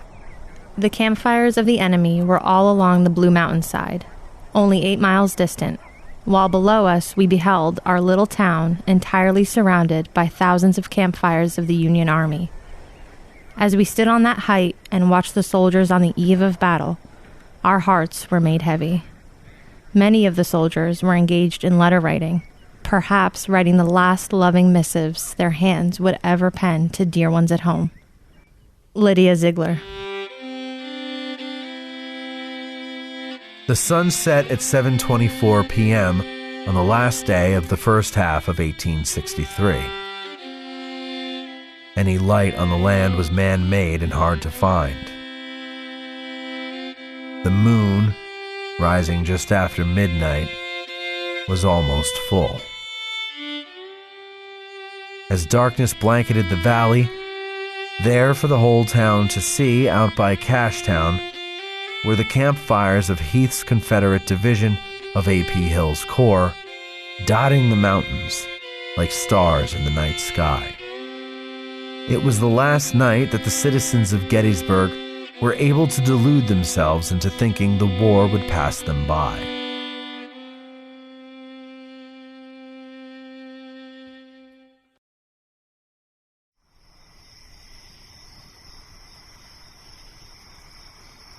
Gettysburg, June 30th, 1863. 10:30 p.m. Major General Reynolds. I'm satisfied that A.P. Hill's Corps is massed just back of Cashtown, about 9 miles from this place. The enemy's pickets, infantry, and artillery are within 4 miles of this place, on the Cashtown Road. My parties have returned that went north, northwest, and northeast. They heard nothing of any force having passed over it lately. Near Hattiesburg today, one of my parties captured a courier of Lee's. He says Ewell's Corps is crossing the mountains from Carlisle. Rhodes' division being in Petersburg in advance. Longstreet, from all I could learn, is still behind Hill. I have many rumors and reports of the enemy advancing upon me from toward York. I have to pay attention to some of them, which causes me to overwork my horses and men. Should I have to fall back, advise me by what route. Respectfully, J&O Buford. Captain Hazelton of the 8th Illinois Cavalry was in command of a picket post on the Chambersburg Pike near a farmer's house. That night, the farmer invited him and the soldier with him in to have supper. Hazelton explained to the farmer that he was on duty and couldn't accept the invitation. The kindly old farmer offered to hold his post for him while Hazelton ate. Eventually, the farmer went out to the men and chatted with them until late into the night. Hazelton, along with the rest of Buford's men, spread their blankets on the ground and replayed the events of the day in their minds. The encouragement given them by the citizens of Gettysburg made them feel capable of grander, nobler deeds than they had yet performed. In his dreams that night, Hazelton thought of the girls in Gettysburg that day and saw his own sisters waving their handkerchiefs.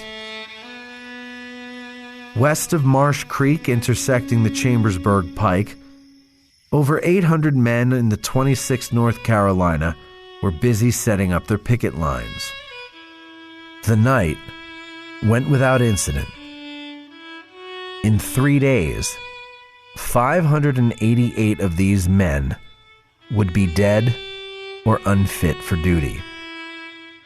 Along the road between Emmitsburg, Maryland, and Gettysburg, Solomon Meredith's Iron Brigade of 1,830 men and officers camped with little concern of a battle looming on the horizon.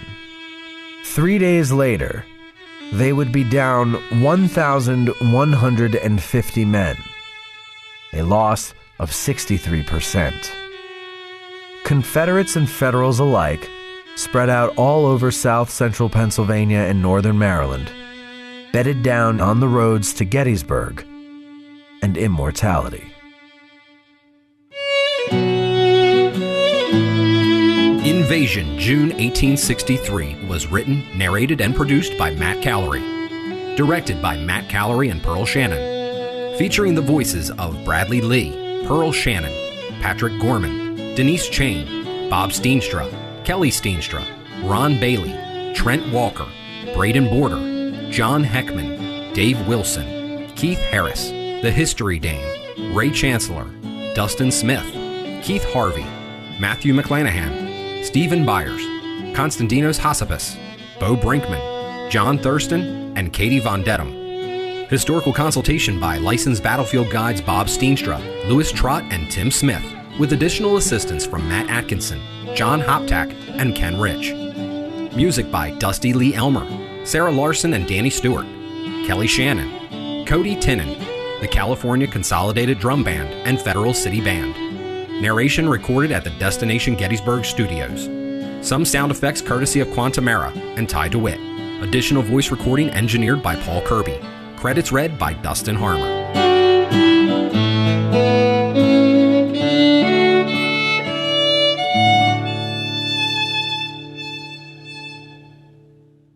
Copyright 2020, all rights reserved.